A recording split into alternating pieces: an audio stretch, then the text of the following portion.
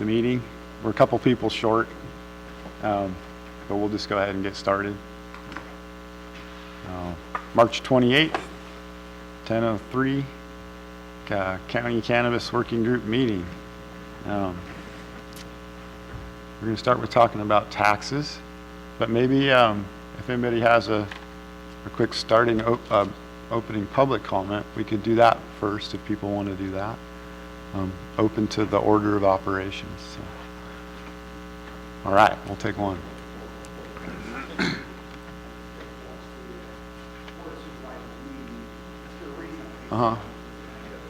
Sure. As to where we were at. You're supposed to say your name for. Aaron Skurback. Okay. Sorry about that. No problem. I know that you guys are talking about like a 2 to 6% sales tax on this. Every one of the board of supervisors, when they heard that, every one of them mentioned the 6, so they were jumping right straight to the top of the tax bracket right there. So my thought would be I would prefer it to be like a 2 to 5%. I mean, I don't know, 6% just seems like quite a bit, and you know, giving them the ability to go as high as they want just seems bad. You know, it could drive people to want to continue to purchase black market, or again up in Oregon. And another thing I noticed was that there was a lot of different opinions and what am I trying to say? They didn't really like some of the things that you were bringing forth, like just to pause you for a second. I gave just if you guys don't know, I gave a report at the Board of Supervisors meeting yesterday, and then we had a good back and forth with some input from the board. And that's what Aaron's talking about right now. Right. But like Cowan was saying, she wanted ventilation systems, you know, with like outdoors and, you know, such setbacks, and, you know, having three stores in the city or whatever. It seems like a lot of the board, I don't know if you're going to get the 3 votes that you're going to need to end the ban. I really am skeptical that you're going to have the 3 votes. And if it's possible to work with Linda Sutter on the, I know that may not be exactly what you're looking for, but if it's possible that you can work with her on that voters initiative, it may be a way you want to go, because I don't think you're going to get the 3 votes. Really don't. All right, cool. Thank you very much. Duly noted. And yeah, I also noticed.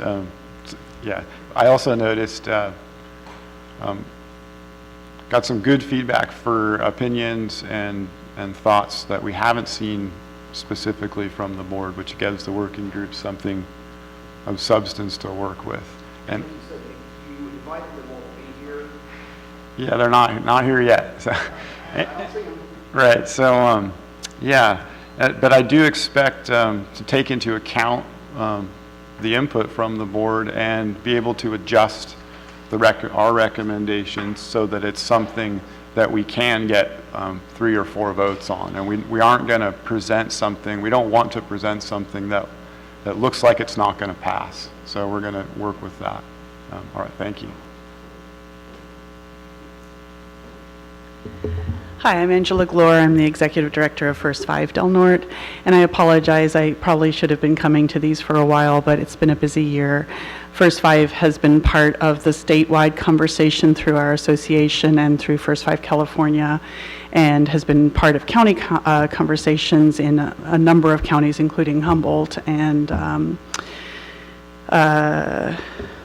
Alameda particularly have been very involved in their local ordinances. And our main concern is that with legalization in Colorado and other places, we have seen an increase in child hospitalizations with children getting into edibles or children getting into plants. And thankfully, this is not a lethal substance so far. We've never seen that case, but it is leading to ER visits. And so one of my purposes in coming is just to urge you to be thinking about how are you protecting children who are in homes or in neighborhoods where these things are being grown, and encouraging education for parents about that you have to treat these like a drug, like any other drug, especially ones that are in a candy or brownie or something that looks really tempting to kids. And so we would love to partner, if and when storefronts open, partnering with education within those storefronts about how to store things and how to make sure that children are being kept safe. And also the issue of using during pregnancy and nursing. There is increasing evidence that that does affect child development and growth. So. Thank you very much. Yeah, I'm not sure exactly the mechanism of how that formally takes place. We have Aaron Goodwin from I'm not sure his Department of Child Services, he's not here today. And so he may be able to know more about how to connect what you're doing with the ordinance specifically. Thanks. Chair Davis, perhaps we could also consult with Health and Human Services with their public health branch, that they might be able to also provide a liaison on that subject.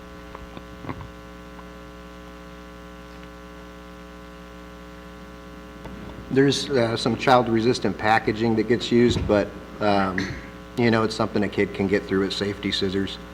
But, you know, maybe a consultation and maybe edibles, we need to have a, you know, I know with people that are using it the first time, you know, we take some time to say, yeah, make sure you're not, you know, eating the whole chocolate bar here.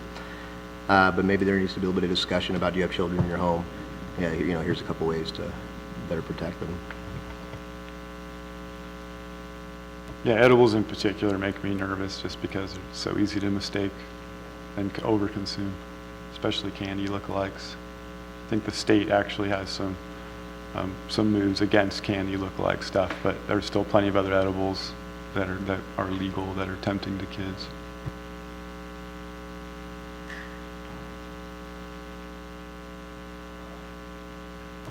All right, shall we move into our tax discussion now? Okay. So where we left off, yeah, everybody's thinking about taxes right now. So we left off with talking about a tax on just retail and then cultivation. And we had a few numbers that we laid out. 2 to 5, 2 to 6, 2 to 5, somewhere in there. 0 to 5, something like that. We had a range somewhere in that range, a single-digit range for retail tax. And then for cultivation, we were at by the square foot. So the interesting news between our last meeting and now was in the state assembly, there's a bill that's expected to pass that eliminates the cultivation tax at the state level, which is significant. It amounts to 20% or more of the gross. And then they're looking at reducing the excise tax from 15 to 11, I believe it is, which is that'd be a huge move, which make a lot more room for local taxes. 3 years. It's till yeah. So that's permanent by government standards. County also is changing their, I guess you want to call it a tax structure. I don't have it exactly in front of me, but Yeah, it's their Measure S tax. It's a voter-approved tax. yeah, it's the ability to I guess reduce eliminate it. penalties. Oh, okay. They just passed it yesterday or the day before or something like I missed that in that the Board one. of Supervisors meeting in Humboldt County. Right. And there is I want to say eliminates penalties or creates the ability for the county office to eliminate penalty fees, and Okay. and so when you sign up for one of these permits, you're basically prepaying for the ability to produce, and it allows the grower ahead of time to decide, no, I'm not going to produce, and then Okay. therefore not pay the tax. Gotcha. So it's not just like I have to pay it, and even if I don't grow it, I have. So you could It allows them to secure- keep their permit, I guess, and Secure not permit, actually develop it. pay tax on it if they're not going to use it. Got it. But it's all ahead of time, I guess. It's not Sure. after the fact, let's say. Right. And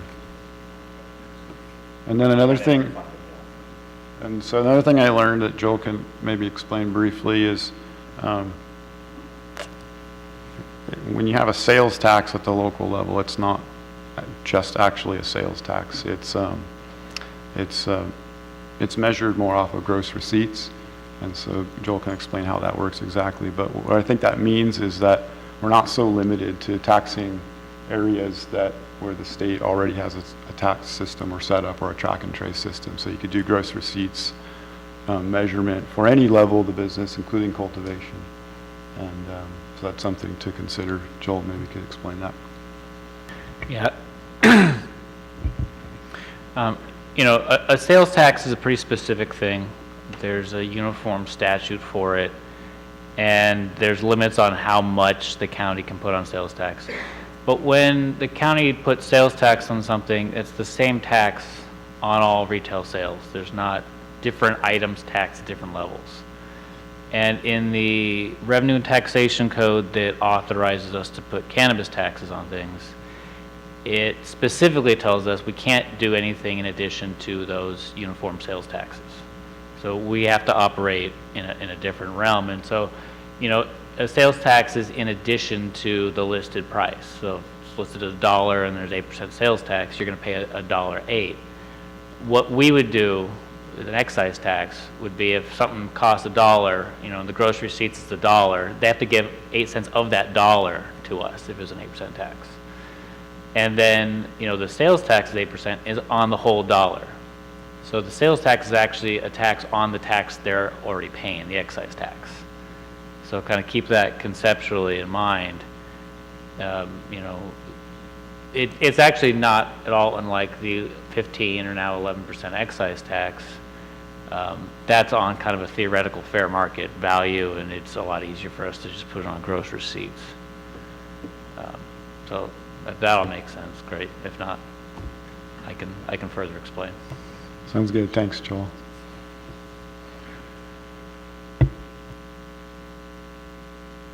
Let me also say that I basically kind of overpromised the board probably that we'd come back at the next board meeting with a tax ordinance.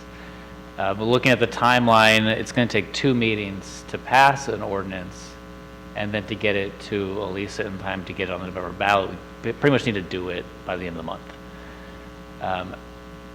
There's a lot of things that need to go into tax ordinance about enforcement and penalties and collection and liens and things. Those don't necessarily have to be approved by the voters to be changed later, but they do have to go in the ordinance. So I have kind of halfway drafted something that looks a lot like our TOT ordinance. So if this group can just come up with numbers to recommend to the board, can plug them in, send it to the voters, and if any of that other stuff needs to be adjusted or changed later, we can do it, but we can't adjust or change the maximum tax rates later. Those will have to go back to the voters. All right, understood. Thank you, Joel. Is there any public comment? I'm sorry, actually.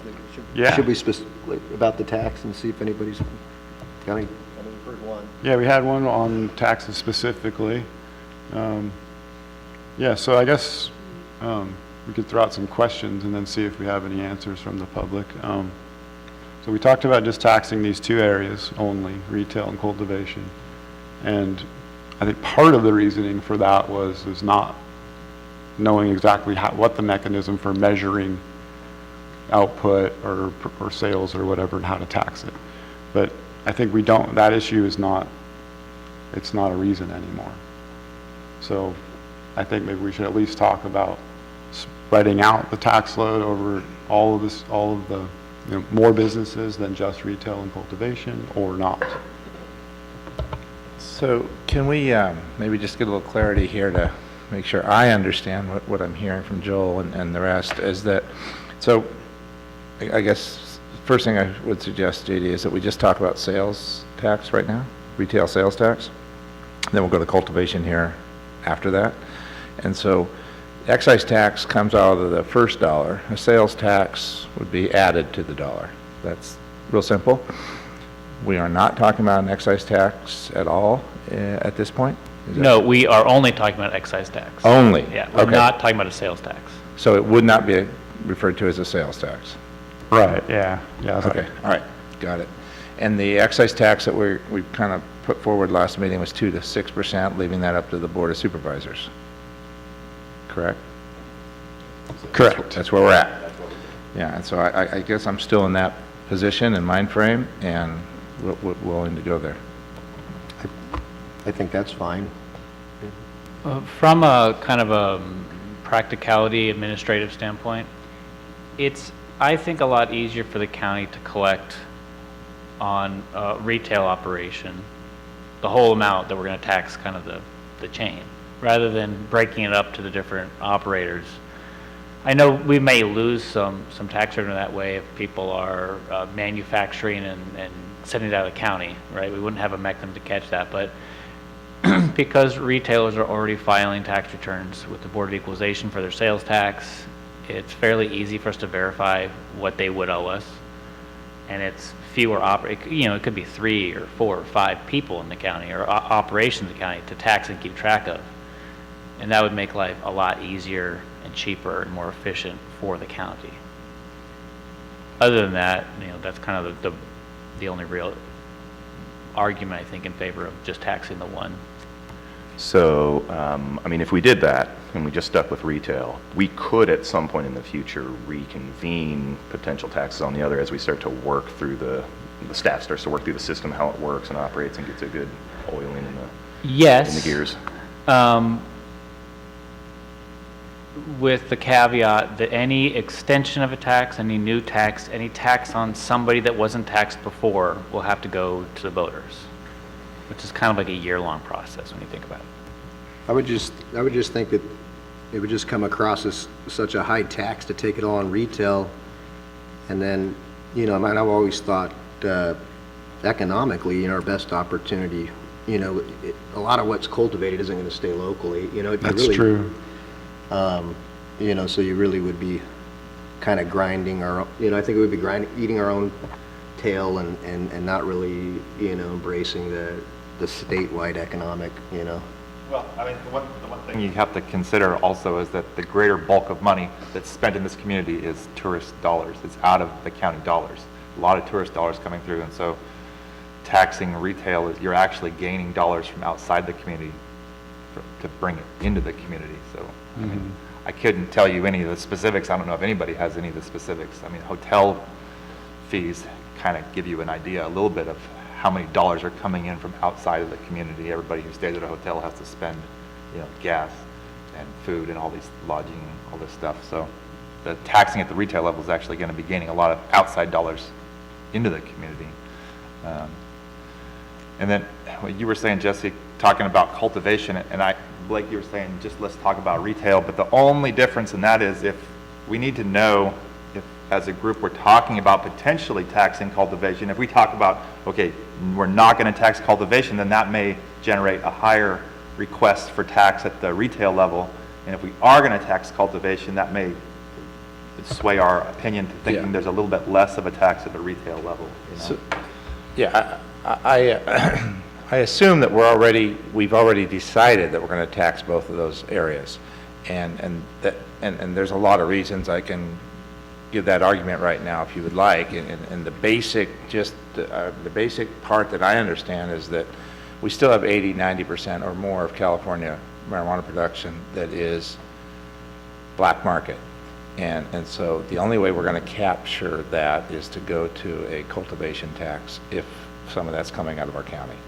So we kind of have to hit both areas here to really be fair to the industry. I'm talking about maybe adding another one. So like cultivation, I think so for sure, because you could have a significant percentage of the cultivated product leaving the county and never getting taxed, and it generates cost to the county for regulation, probably a lot more than retail actually. And that would be because those folks aren't permitted, or they're not no, permitted. I think a permitted, we're not commercial, aware of them. Why would it not be taxed through a cultivation tax? Oh, if we didn't have a tax is what I'm saying. I think we've already decided we're going to have a tax.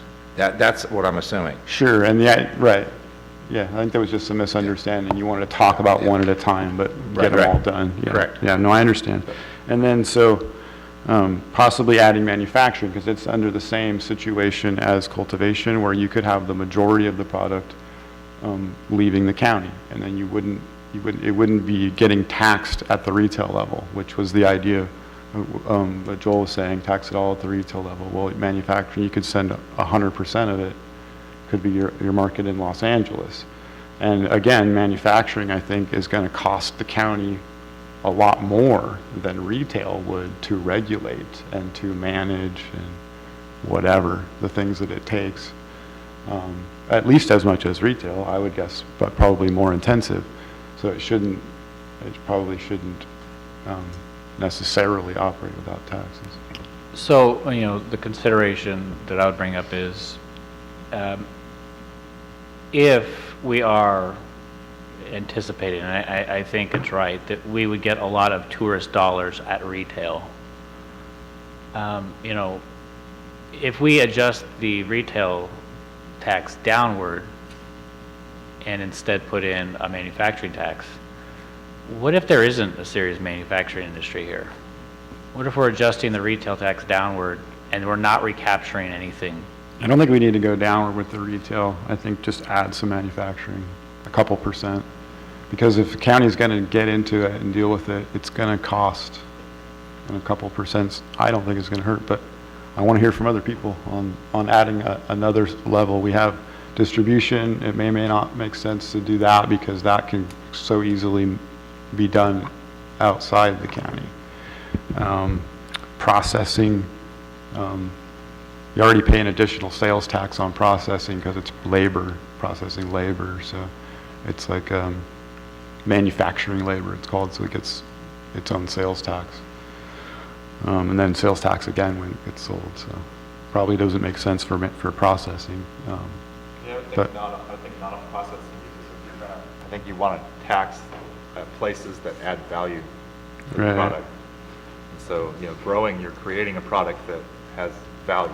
Right. And when you're manufacturing, you're manipulating the product into something more. Sure, and generally. processing can be done under a cultivation license as Yeah. well, and then you Yeah. just push it to there instead of. When I think of processing, I'm thinking of Yeah. trimming and preparing is, yeah. for movement. Sure, to it's some kind of value adding, sale. it's definitely value adding, but it's, yeah, you would just end up pushing it under the cultivation license. You push it onto the farm instead of encouraging it to come into town, where you want operations, where you have employees, I think. Anyway. What do you think, Eric, on the manufacturing? I'm not totally against manufacturing. I think, I'm looking at it from the perspective of the ease of instituting what we're trying to take on, which is a pretty huge and dynamic industry. I am kind of leaning with Joel in the respect of trying to make it as easy to recapture the tax as we can from a staff perspective. I think from the retail standpoint, we're going to capture a lot of that tourist dollars, just like everybody assumes. I think we're pretty right on there. Cultivation tax, that definitely is something that we need to consider right off the bat. Manufacturing, we don't know. We're assuming that we're going to get, manufacturers set up here at some point in the near future. I would probably just lean to try to get the simplest on the shortest amount of tax that we can get so that we can get this initiative on the ballot. What do you It's the think- most pertinent and What do you think's a small enough number that wouldn't discourage somebody from setting up here versus somewhere else? Like, I think there's advantages here because there's a lot of things that are better and cheaper to operate here. And so what do you think is a good small number that wouldn't be discouraging? on the retail end. No, manufacturing. Manufacturing. I would feel like if we stayed within that 2% frame, I was thinking 2% myself. that's where I think it's a good number. But Blake wants 3.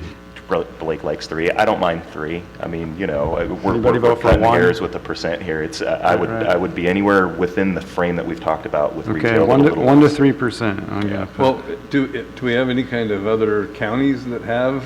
They're Yeah. all relatively in that space. Yeah, 2 to some are 3%. super high, some are not doing it at all, like locally, like our neighbors, they're not getting into it, Eureka's not doing it. I think Arcata had considered it, but they didn't actually do a voter initiative yet to pass anything.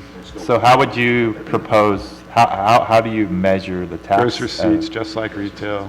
And it's the same, well, manufacturing though, is you're not well, I think with manufacturing, you're still going to be just like cultivation. I'm still obligated to report as a cultivator to the BOE, even though I'm not retailing. There's still a return for wholesale, and it's required. There's a number there that's consistent with the returns you file to the state and to the feds and everything. So, and it would be consistent with the track and trace system with the state. And so I see no reason why it wouldn't be the same for manufacturing. You file. No, not directly. Yeah.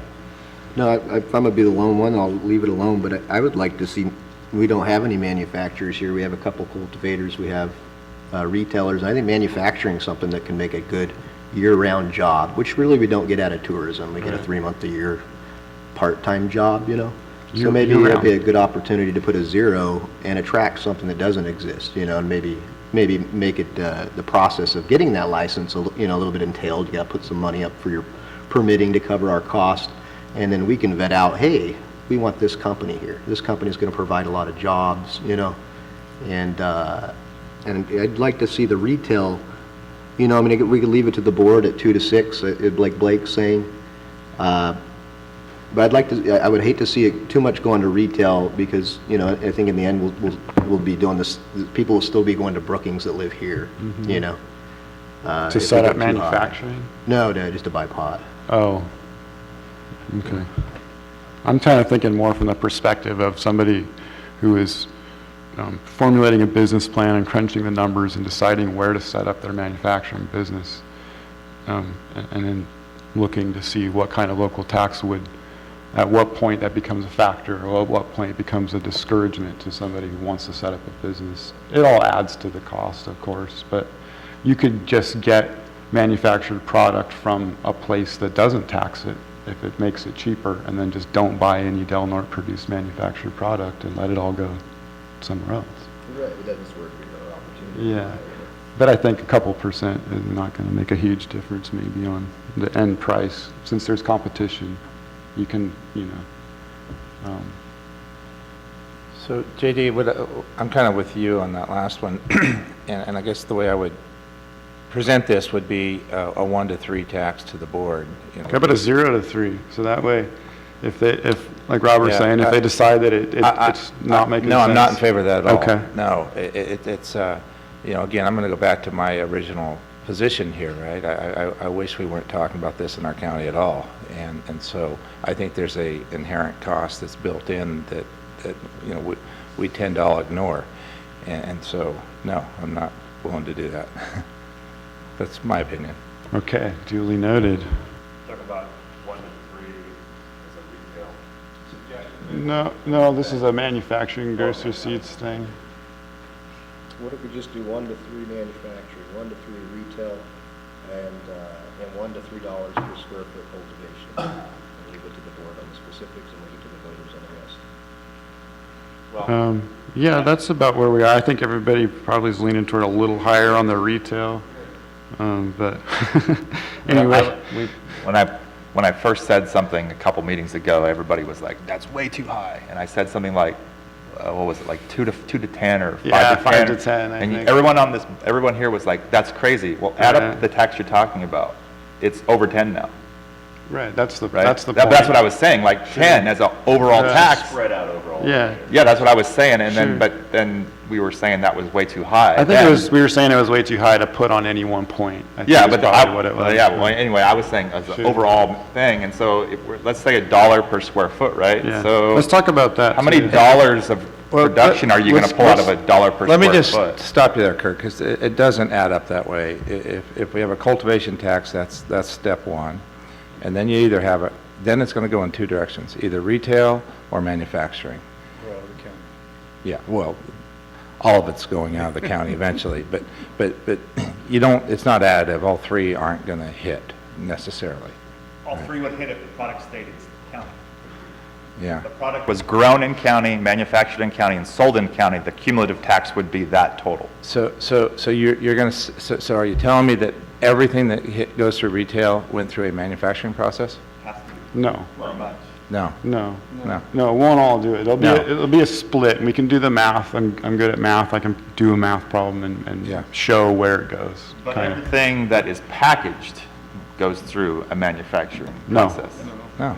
It's- No, manufacturing is like converting the No, flowers. into manufacturing is something going to be a else. separate facility with Yeah. a manufacturing, whatever, So when you sell image. something now, it has to be sold in the manner in which it was presented to the retailer. Correct. And so, Packaging's not manufacturing though. There's You an could take the package. flower and package it. yeah, but a lot of people are packaging stuff in, like you said, these wearable packages, right? Like Yeah, it's but that like- doesn't fall under manufacturing licensing is all. That's just a we mean. requirement for the retailer Yeah. to supply an exit bag Yeah. when a consumer uses. So the cultivator can do the packaging. I've seen a lot of people doing like these tinfoil bags, right? They're Those are like, exit packages, yeah. like they're sealed, whatever, right? Right. They've got little keys. Okay, so on cultivation, we were talking about a square foot tax because that's what everyone else is doing, and we didn't think there was a way to metric it. But now that we know that we're doing gross receipts things, we can do that on any level of the business. We might consider doing that for cultivation as well. It's more of a long-term solution. It's more realistic to actual production. A lot of the problems that like Humboldt, Kurt was talking about in Humboldt with this tax that's due up front before production takes place is problematic. So maybe we could talk about the same sort of range, a few percent on cultivation. A dollar a square foot is, anywhere from 1 to 10% of gross, depending on how you farm and how well you do. And could you touch on where we were last time? You talked about two different rates, right? Was it indoor and outdoor? It's mostly indoor and outdoor, and there's some counties are doing different rates for different styles of outdoor Right. farming, different intensities, although we sort of think it's not appropriate to We were make such a leaning huge towards distinction. two rates. In Two indoor and rates, outdoor, correct, right? instead of 3, yeah. And so with the idea of indoor being, maybe as much as 3 times or 4 times as high as outdoor. So with $1 per square foot, this is kind of like this generic term we were talking Sure. about. That's, like you said, anywhere from a very small percentage up to maybe 10 or maybe more percent of a production. Sure. So probably that rests somewhere in the ballpark of, let's say, that's right there, at least 2 to 5% Right. of, that's adding 2 to 5% Sure. to the cost, let's say. Right. Yeah, I think that's accurate and appropriate. It probably fits in with what most cultivation taxes, and it simplifies things in terms of having indoor versus outdoor rates. You don't need to separate it. It's just Short of any gross other means of receipts. calculating it at the moment, that's kind of really the only Sure. real. Yeah, it's the best way to do it. Because the idea with having a much higher rate for indoor is the frequency of production, the number of crops, and the intensity of it per foot, more output per foot generally. Just like a 2 to 5% gross receipts tax on cultivation, just like you'd have on retail or manufacturing, measured in the same way. Gross receipts excise tax in the way that Joel explained would be applied to the county. So I really like the idea of keeping $1 per square foot or something like that. It's the easiest to enforce. You get your use permit and it says 30 days to pay the taxes or you lose your use permit. It's money up front for the county. We don't have to wait until you harvest and sell. And I think it's going to discourage people who aren't serious. If you know you're going to have to grow enough to pay the taxes either way, I think it's a little bit of an entry barrier for people who aren't serious. And I like having 2 different kinds of taxes. One that's going to be a floor, and we're going to get $1 for every square foot that's permitted. And then on the other end, you've got a tax on a percentage that's going to capture the success of the industry. I think that combines 2 of the fundamental philosophies behind taxation, and it's way easier for the county to administer. Well, I'm for what's easiest for county and the staff, and I don't have a problem with it, really. I think considering we haven't gotten into the size of cultivation, which is another sort of factor here, but so I think that my idea of the size, the small size that I'd like to see for commercial farms, I think that's appropriate. We're not talking about $100,000 up front. We're talking about $5,000, maybe $10,000. So I think that's reasonable. That's what I'm thinking. You're right. I mean, all the discussions we've had, I think, have been in that 5,000 to 10,000 square foot range. Yeah, I like the $1 per square foot on we're talking about outdoor or greenhouse essentially grown stuff, essentially fully lighted product inside, which creates somewhat of a different product in the end. And what Humboldt County just did yesterday, I think makes a lot of sense on a county level. They they gave the tax collectors the ability to waive penalties if someone didn't pay, Joel doesn't want that, though. He just Yeah. said that's exactly the reason why we Yeah, want it. but I'm saying I like that, so I can disagree. Duly noted. They also created the system for which they're basically, the penalties are almost identical to how property taxes are taken care of. It's a property tax-based penalty fee schedule, you know, pay it now, then it's X penalty. They also allowed growers to decide not to produce and therefore not pay and therefore not lose their permits so that they can do it again. Because if a grower decides this coming season isn't going to be good for them, you're basically saying then close up shop and give me all your papers and go away. And that's not, I don't think, exactly right. Like a grower should have the ability to say, I want to stop doing this for now, but I'm going to plan to come back down the line. And therefore, I don't have to pay all of these county fees because I'm closed at the moment, but I'm going to reopen, kind of type thing. And so they totally, they went back and they're refunding everybody's fees from last season, 2017 taxes collected if they didn't produce because it was an upfront fee, and they are allowing people to, ahead of time, before they produce a crop, before they grow a crop, to choose not to, essentially, but keep their papers and their permits and not pay the predetermined fee. They're also allowing them to choose to reduce the size of their crop. Say they have a whatever, 100,000, whatever permit, but they want to only do half that. Well, then they can choose to do half that before they go into production. Yeah, I saw that. I came from under a lot of pressure from growers, and there's so much of it. There's so much influence there. But I think, It makes sense if you want to keep it right. going. But that crop, honestly, to be honest, like that crop was already sold. And then now they're saying they didn't produce and they don't want to pay the tax. I know people doing that. It comes from the So- fact that no one's really watching it. Right, there's no one watching it. And Which is so, going to be changing. yeah, it'll be changing. But in Humboldt, they have the power to, in my opinion, kind of push the county around on that one. I think that's not really necessarily a good direction here unless there's true, like, way to check it, enforcement, if you're actually going to go and make sure there was no crop. But then you'd have to come back every 30 days to make sure there wasn't a new crop in the Well, I ground. guess I just want to say that, and I'll use myself as an example as opposed to Jesse or anybody else here. Say I was going to be a producer and I was producing, right? And maybe I got sick or something happened and I couldn't keep my business functioning for that season.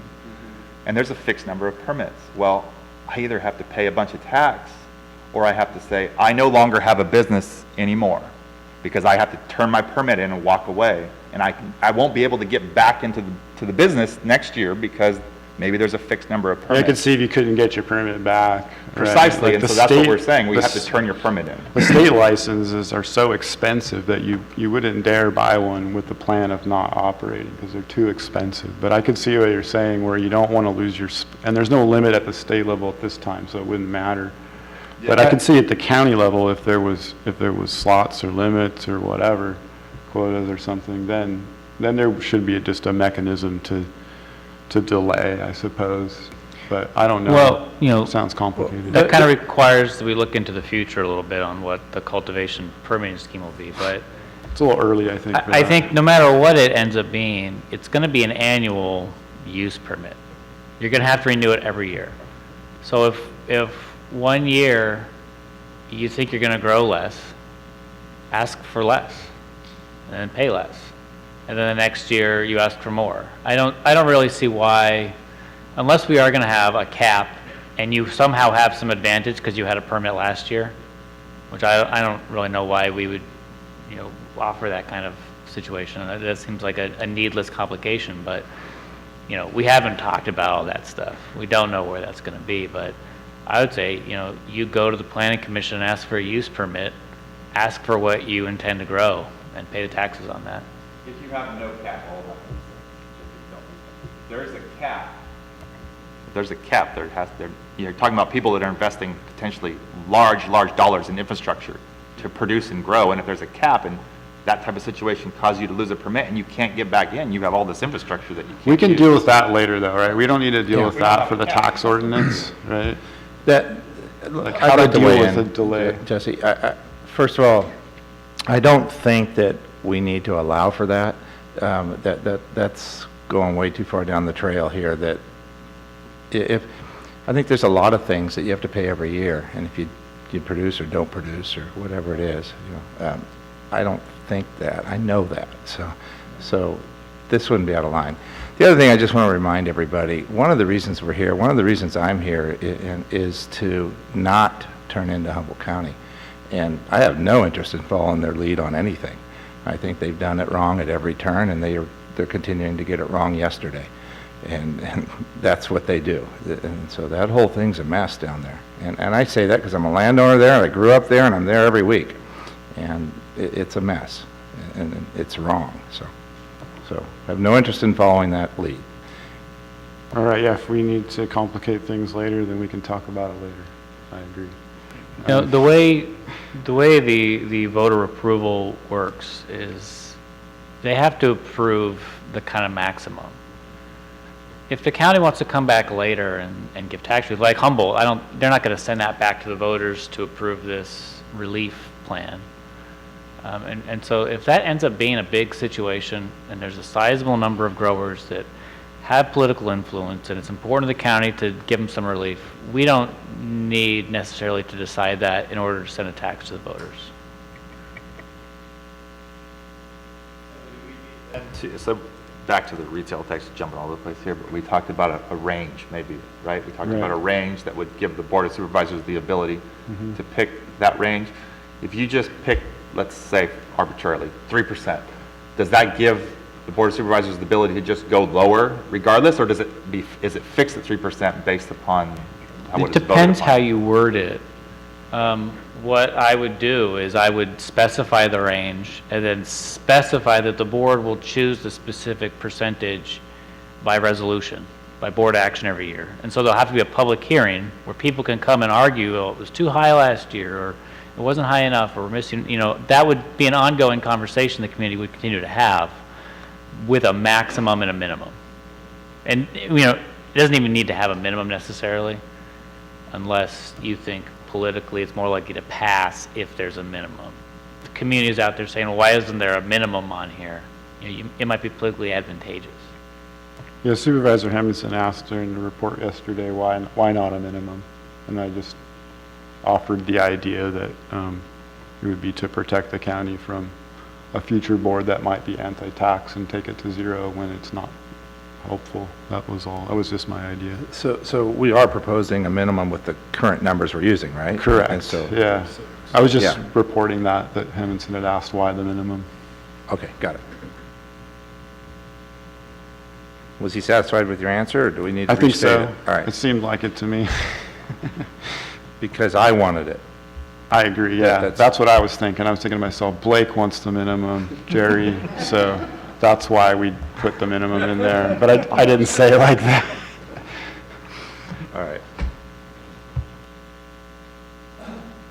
Great, indoor, let's talk about indoor cultivation. It's a different number. If we're going to do square footage and non-gross receipts, then we got to pick a different number and decide how many times more valuable it is than outdoor.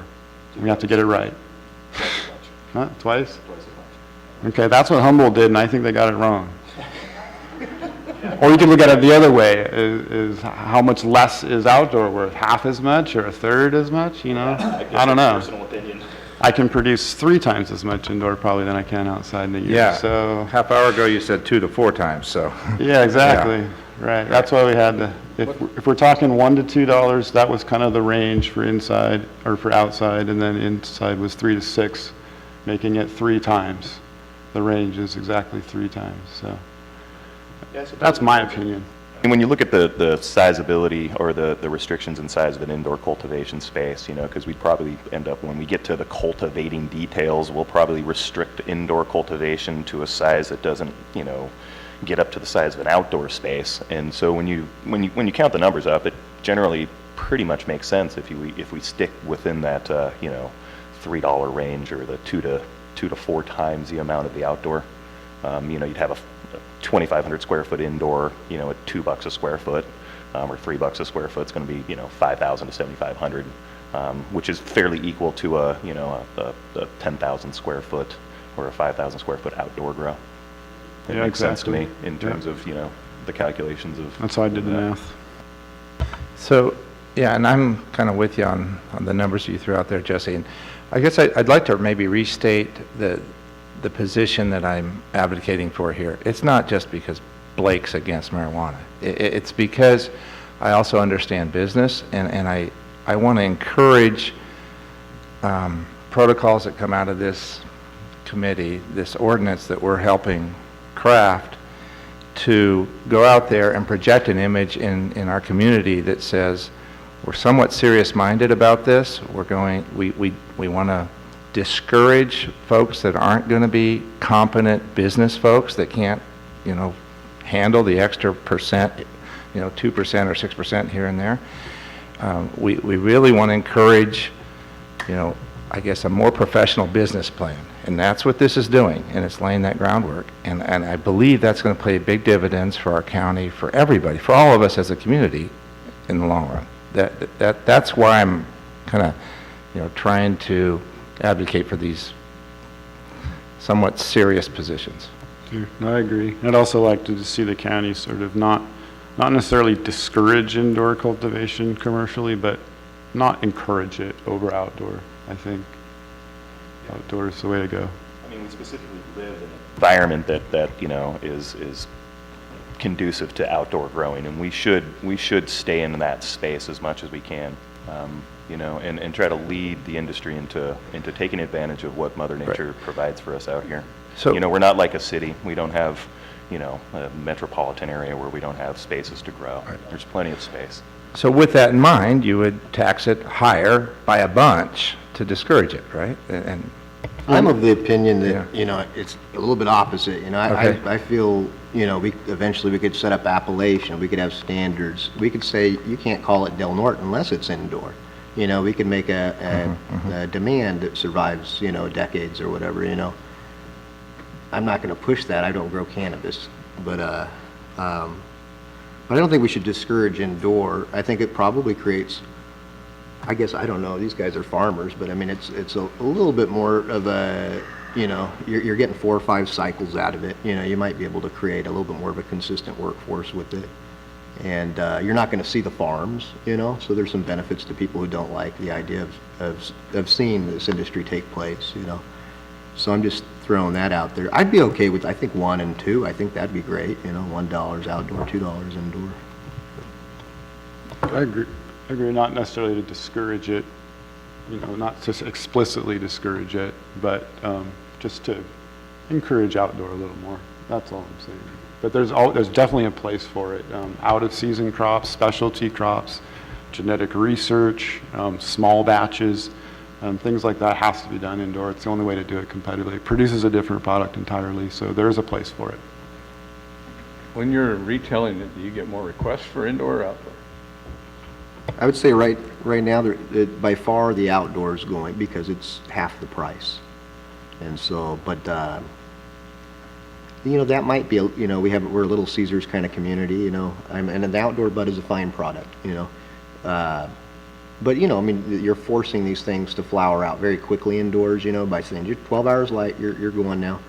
And so the buds, and, oftentimes, you can see horrible examples where people just screwed up and got infected with bugs or whatever happened, but in just a brighter looking product, because it hasn't been subject to the wind and the rain and the whatever, you get a smoky season, all these things that might, eventually impact the appearance. There's 2 different opinions, I think, as far as the industry goes, as far as, what the future lies. I'm really not sure where Colorado lies as far as how much of their production is outdoor and indoor. I'm really not sure. I mean, for my personal opinion, you are talking about 2 different types of quality. I think truly, and I'm going to be brutally honest here, is most of the finest quality outdoor cannabis has not ended up in the retail marketplaces. They just don't. And the reality is because that's not where the price points for the black markets have always been. So you do see a lot of the indoor weed in the retail spaces. But truly, if you find a quality grower who does a full-term outdoor grow with all the right things for that plant, the quality of that product far superior to any indoor quality. It just blows it away. We just haven't seen that from a consumer standpoint in the retail spaces yet, because that product doesn't make it there. They don't get the price points that they would like to get for it. But hopefully that changes with these regulations. That's what we're here for, to try to bring those people and their practices into the white market. I'm less concerned with the quality that's produced. It's probably more so on the volume that's produced per the square foot, right? Because the whole point of talking indoor versus outdoor is essentially you're talking about one, maybe two harvests for that type of space, depending on if you're using some type of It's part of it, but it's not as manipulated much of it shading as and people whatnot. think, because you can do 5 crops outside too with the right Yeah, with equipment and proper- horsepower. with you know, proper So it's not stuff, yeah. about And you- cycles so much. It's about intensity, of use of space is kind of what it is, I think. It's about regulation. It's about cost to the county. It's about, if gross receipts is what it should be. If you want the real metric of it, it should be. But if we're not, yeah, eventually. but what- Eventually, that's kind of the point So of the where the company's comparison leading. is, the gross receipts output, not the number of cycles or even the number of pounds that gets produced. It's the number of dollars that gets produced per square foot, dollar per square foot of gross yield. And ultimately, that's what the. And I think tax that rate from indoor, this yeah, But we're so far off of that. indoor, I think, pretty reliably produces 3 times the dollars per square foot that outdoor produces in a year. That's kind of the metric I'm getting at. Can I add another wrinkle to the conversation? Micro business is basically cultivation and retail.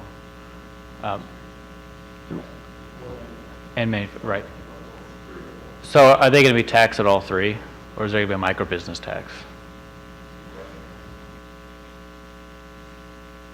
Yeah, good question.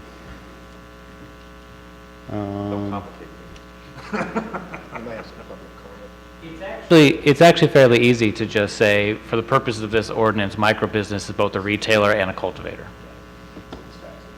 And a manufacturer, if that's taxed too. But if you think that they're different in the marketplace and need a different structure,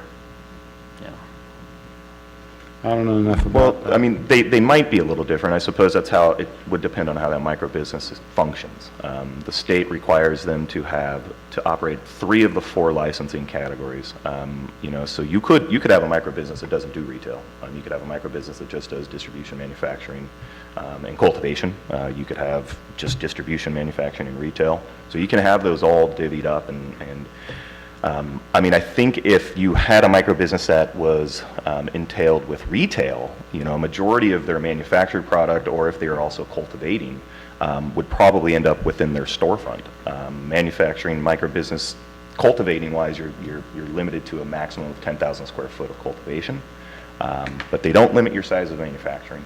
I think micro business is a little bit more complicated of a tax structure to think about. It's not as blatantly easy to just line up, because that really is dependent upon the business model the micro business intends to do.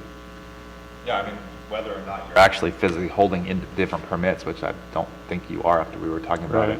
But you still have to indicate on your permit what of those ventures you're participating in. And so on your How micro much, business permit, you're literally saying, I'm a distributor, Yeah. I'm a grower, and I'm a retailer, whatever. Right. So so if we're talking about taxing 3 different structures, then if you're, whatever one of those structures you're choosing, you need to pay those Right. taxes that the county's already deemed appropriate, I think. That makes sense, like Joel said. That's a simple way to do it. Shouldn't be a problem considering the scale of things. All right, very good. Okay, so, oh, sorry, yes. Let's get some public comment.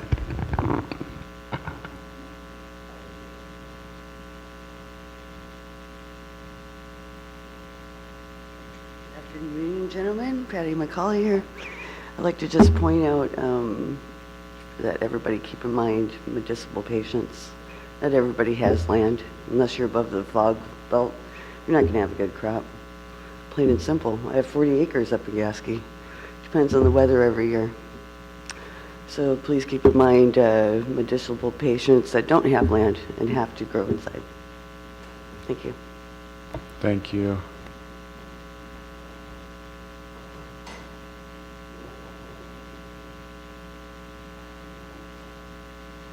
Angela Glorigan. I have just a question.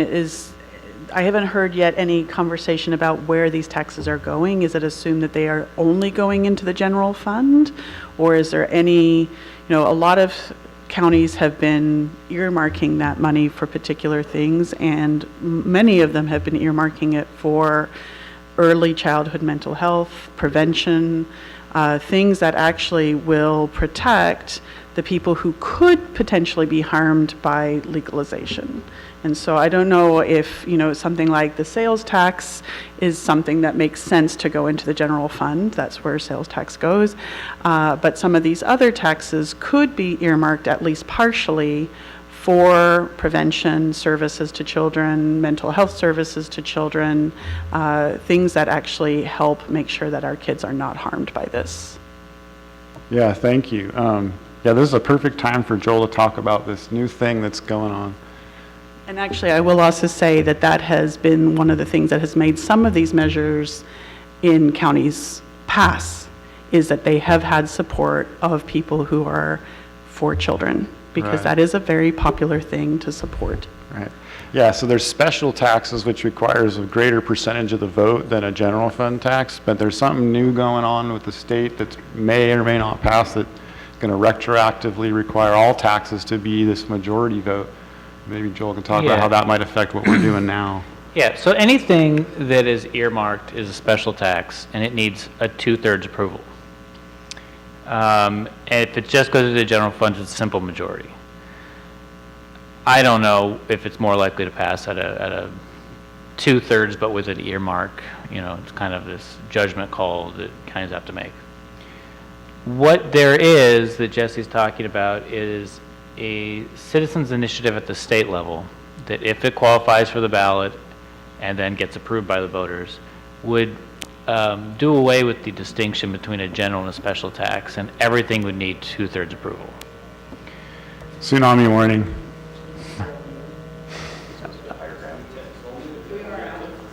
Okay, we're safe. Continue, Joel. So I don't know if anybody should necessarily, tailor their approach to an initiative that might qualify and then might pass. But it's from some fairly serious people who kind of know what they're doing. So I think a lot of eyes are on it. They need a 500,000 signatures just to qualify for the ballot. So that's a pretty significant investment, but the people doing it have that kind of resources. So, it's kind of a situation where we could have something on the ballot and not really know what percentage is going to need to pass until we see if that one passes too. Okay, so it could retroactively affect things that passed already that were supposed to be for a general fund, but then now need 66% and become void. Yeah, and this, this would affect the Harbor, Friends of the Harbor TOT thing too. It's, we'll find out ultimately what percentage of the vote needs to pass in November. So we don't need to really, if we wanted to consider earmarking it for specific things as a way to sell the tax measure, then we'd need to consider doing that now, right? Yeah, that has to be done now.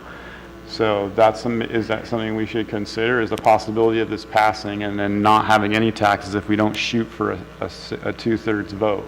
And if we want to shoot for a 2/3 vote, then we might want to try to figure out where to steer that money specifically in order to get that much vote.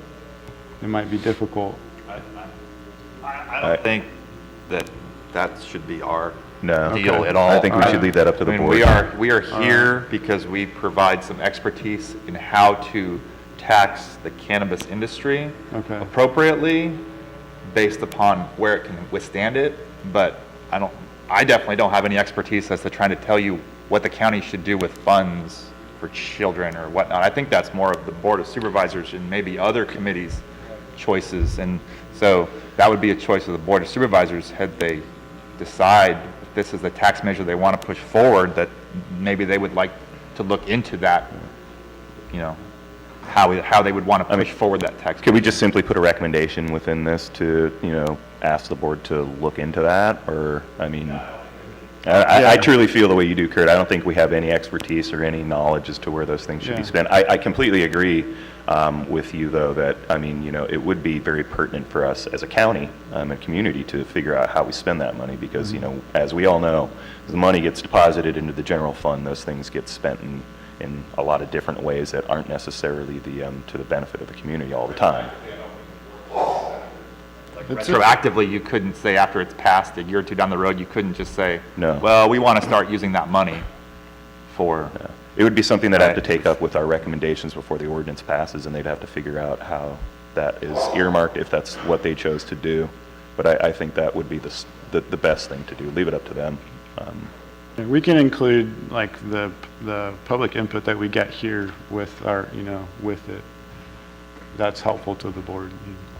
Yeah. Leave it there. I would think we'd want to summarize it down and narrow it down to just Sure. a handful of bullet points, and I would recommend that this become one of the bullet points, and I kind of agree with you guys on where you're going. This isn't really our task, right? We're not familiar with the county budget, we're not familiar with the potential avenues to earmark it to, right? Angela, you just brought up one, which is a good one. I think we are all generally in agreement, and we would tag on a comment that says we'd recommend something in that direction.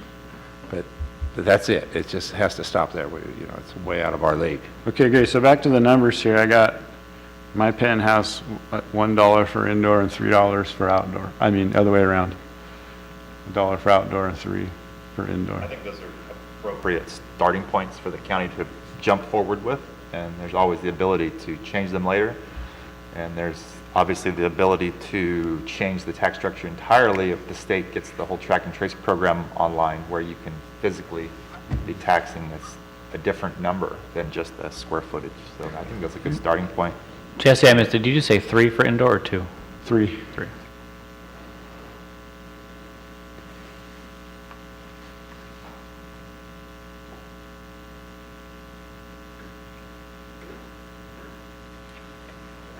And are we at 1 to 3% for retail? Is that I have 2 to 6 here. 2 to 6? I mean, if this is the point where we need to take a little mini vote or leave out the dangling ends. I lean towards the 1 to 3. I lean towards the 1 to 3 just because my For initial- retail? Yeah, because when I initially was talking, I'm thinking a 10% overall tax of the industry would be pretty big on the county's perspective. And So we got just Kurt talked and about putting Robert. $1 on an outdoor, which Three.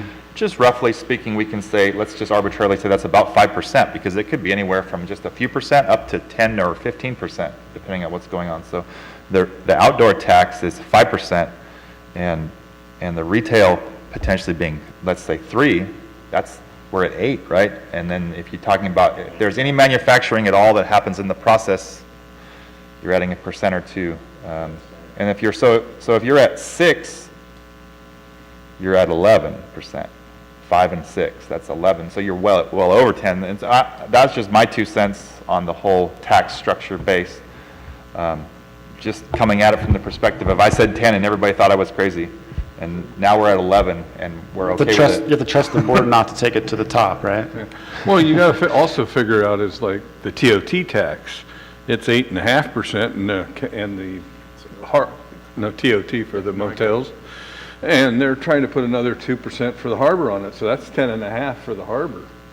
I would think that this is going to be worth more than the harbor and the TOT. Let's not forget that the state is taxing extremely on top of all these numbers. So you're talking, I don't know, 10, 20. We started this 30%. meeting by saying that the state was getting away And from there's that. permits, $10,000 permits. Reducing it a little. We've got the excise and we've got the sales tax, and then the other day I got it. Yeah. I just want On to top of your cannabis permit. just point out one thing. I mean, the difference between 1 to 3 and 2 to 6, they both include 2 and 3 as an option. And we're really passing this on to the Board of Supervisors, who are elected by the people, who supposedly are going to get it right more so than we are. I understand that's highly debatable. But it's not our job to fine tune this thing. It's our job to write these big brackets about how we have a cannabis industry in this county. Then can we do one to 6? How about 1 to 6, if we're going to trust the board to Right. get it right? How about 2 to 5? Well, let's go back just a little bit real quick. Are we actually putting forward a measure? Now you're putting Are we putting something towards the board for them to choose a different number to go to Yes. the ballot? Yes, possibly. Or are The we board proposing chooses. this is the number the board takes to the ballot? Because that's why I'm saying, like, if you say The 2 to board gets 6, to choose. and 6% gets to the voters may say, no way, I'm not letting the board have the ability to go to 6, and then it doesn't pass. Yeah. And then nothing happens, right? And so that's the only reason I'm saying, if we're talking about, here's the option for the board to pick a range, you pick the range and put it on the ballot, or are we saying? No, we're here's going to the have a we want? range, we're going to ask them to pick the range. There's going to be a range, we're suggesting a range, they'll pick the range. And then it goes to the ballot. And then it'll go to the ballot. Yeah, so, yeah. I think what we're hoping for is that the board is educated enough and has paid enough attention to the process and the public comments that they realize that going extremely to one end and extremely to the other side is Not gonna probably work. not the greatest choice. And so we just have to allow the board to make their own educated choices. They are the board of supervisors for our county, and I tend to agree with Blake. We give them a parameter of choices and allow them to make their decision, and they will have to live with it. And if it passes, it And they're passes. If looking it to us doesn't, for it doesn't. direction. They're absolutely looking to us for direction, and, you know, I'm still in favor of the 2 to 6. I think that's a very Let's pick a fair number range. that we can kind of find some consensus on and get it over. I would be okay to drop it down 1 to 6. I would like 1 to 6, and I'd like to add, you know, our organization, we're doing the excise tax, 24% is coming on the invoices. Just recently, one of our distributors added another 5% for the city of Oakland, you know? So, you know, I think we'd be wise, you know, and here I'm going to vote whatever, you know, we can do at consensus, but we would be wise to develop an industry here. So that, Robert, you know, I gets these- think you're kind of making my point for me. We really don't know what the costs are to our community. We really don't. We have some ideas. We've You have looked some at for a ideas year and I have some you know? ideas, and they're a long ways apart. That's the part, okay? That's why we don't know. And so when you just say another city, and any city in California just added another 5%, well, the reason they're adding another 5% is because they think that there's another cost there that they may have missed originally, or they didn't get to weigh in, or whatever. So you all keep advocating for something less because that's your personal best interest. I get that, and that's okay. However, what I'm saying is I'm trying to advocate for the folks that aren't speaking up at these meetings, that aren't attending, that would prefer to see less as opposed to more in the county. And so we want to encourage responsibility, and the way you do that is by adding a little tax here and there. I hate taxes. I'm not a tax advocate, but in this case, I believe it's sound business. That's what we're talking about. These other cities, wherever they are, counties, they're adding, you know, these costs.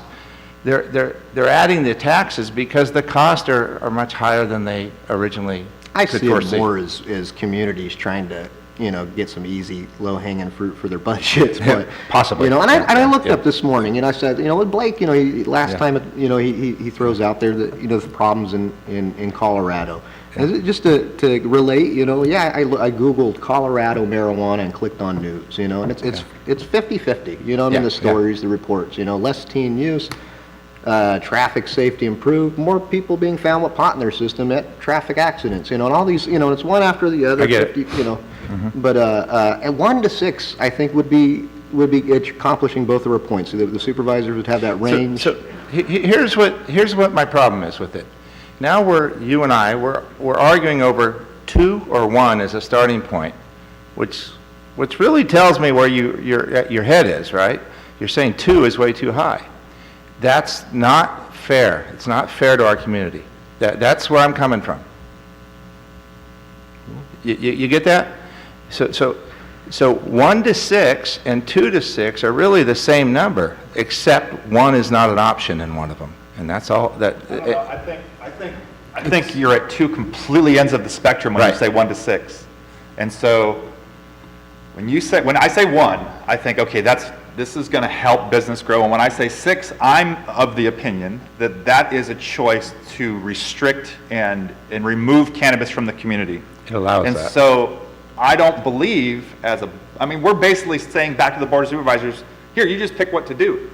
It's 1 to 6. And one choice is going to be good for cannabis, and the other choice is going to run cannabis out of business. And we're just putting it back on them, whereas we're as a board up here trying to come up with what do we think is the appropriate number that helps that industry. Can we agree on 0 for a medical-only license? I don't know the legality of that exactly, but, so I'm sitting here saying 1 to 6 is being a way too wide of range for the Board of Supervisors to just arbitrarily I don't think pick that's too a wide figure. of a range at all. I don't think that 6 will hurt, I don't think that eliminates the cannabis economy, and I don't think, and 1 could be a necessary tool if it was needed. I mean, I think that if Blake and Robert are genuinely arguing 1%, that's what's going on. I don't care from which direction you're coming from. You're both arguing the same 1%. Well, it's 1%, it's twice the tax. But we don't know where the board's going to land on that. So the consensus of this it group is doesn't- 3 to 4% then. So, yeah, but I think also the notion that If you don't like 6, you don't like 1.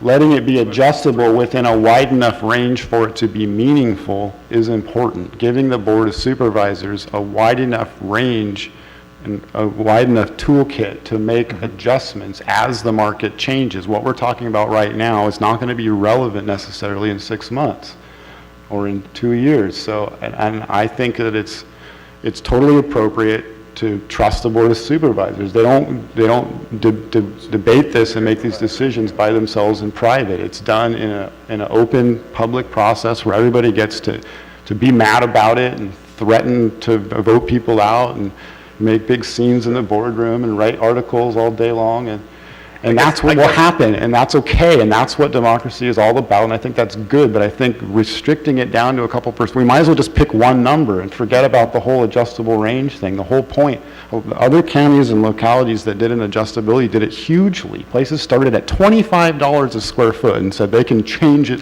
to less. They didn't give a range, they just said huge range, and that's crippling. That's like the difference between crippling, using it prohibitively. In Rancho Cordova, they put a $100 a square foot tax on retail outlets. Now that makes it impossible to have a retail outlet. And they did it on purpose. Yeah, and they voted it in by the voters, and presume maybe they knew what they were voting on, maybe they didn't. So there's all kinds of different ways that they, use the tax range to do what you're talking about, to make this huge range that allows you to either eliminate the industry or support it. But 1 to 6 is not that kind of extreme range. I think that's, if 2 is just too low on if 1 is too low, if that will never work, if 1% retail tax is never going to be, that's sort of what I'm hearing. That won't work. Okay, right, no, I get it. I'll back him up on that. I'd like to see it at least start at 2. Okay. I think it's fine. 2 to 6 is a fine range. It's not too high. I don't think 2 is necessarily too low. We don't know what it'll end up. Yeah, if the board wants to take each one to the top, we're going to end up with more than 10%. I think that time will show where it's appropriate to put the tax load. And I think that it's important to have a range in each one of these so that you have the ability to place the load on one or the other, depending on what makes sense. And I think we can just trust each other to do things that make sense, just generally, in life, more than we think. If you had a choice between 2 and 6, where would you be on that range there, Jesse? I don't care because I've never purchased cannabis, and I probably never will. Yeah. So, but I mean, just think in general. I can't honestly input on that. I'm trying to be like, I sit right in the middle here. So, Well, I hear Robert saying, obviously Robert would choose 2 on that scale, from what I'm hearing, Sure, I have no idea. I'd be in the 2 to 3 range. I don't spend any time thinking about like that, honestly. I'm sorry, I can't. We want to dissuade the black market, We want the intentions of Proposition 64 recognized so people aren't going to Brookings to save money on taxes. And when I add Oakland's 5%, and I come up to 34, and we haven't talked about cultivation taxes, the state's tax per pound, you know, and, you know, It's not our job to make room for Oakland's The black taxes, market will so. be well, I'm trying to make a irresponsible point for about the, you Talking know, about there's a lot of growers out there that won't fit into this box of the way cultivation permits are required, and so there's a ton of growers out there that won't conform to this regardless, and they'll maintain themselves in the black market. Just because there's no ability for them to get growing permits. And I would argue that the more taxes we can get over to the county, the higher the ability to prevent the black market and control or monitor, all that, right? So it does work that way also. I think we're on the right track with that. We're not talking about 2 to 60%.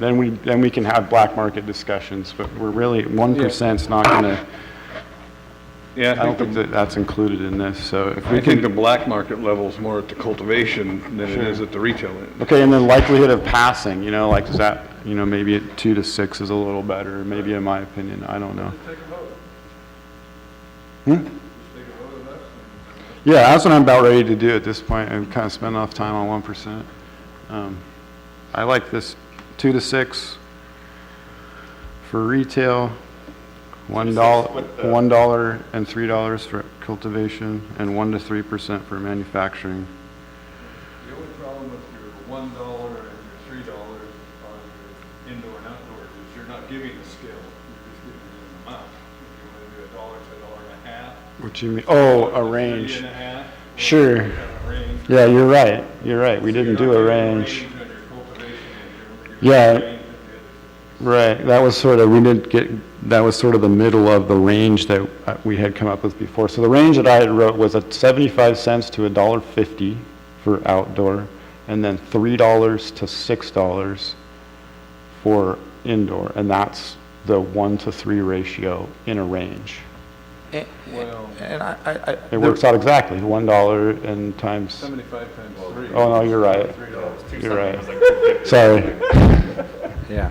I'm not so good at math. So isn't this, I guess I'm under the impression, maybe naively, maybe not, that the reason we kind of were firm on these numbers is we have a little more expertise in the room and somewhat more experience, so that made sense, right? So why not give that kind of direction out of this group? That makes sense to me. Sure. I get that.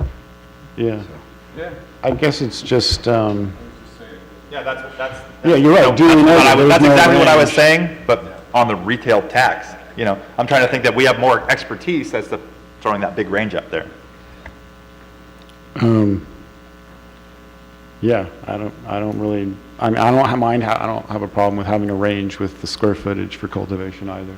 I mean, we can pick something there also. Ultimately, isn't the ultimate goal, both of the state and potentially then of the county, is to remove that type of tax and change it to the track and trace, you know, volumetric tax of what you produce.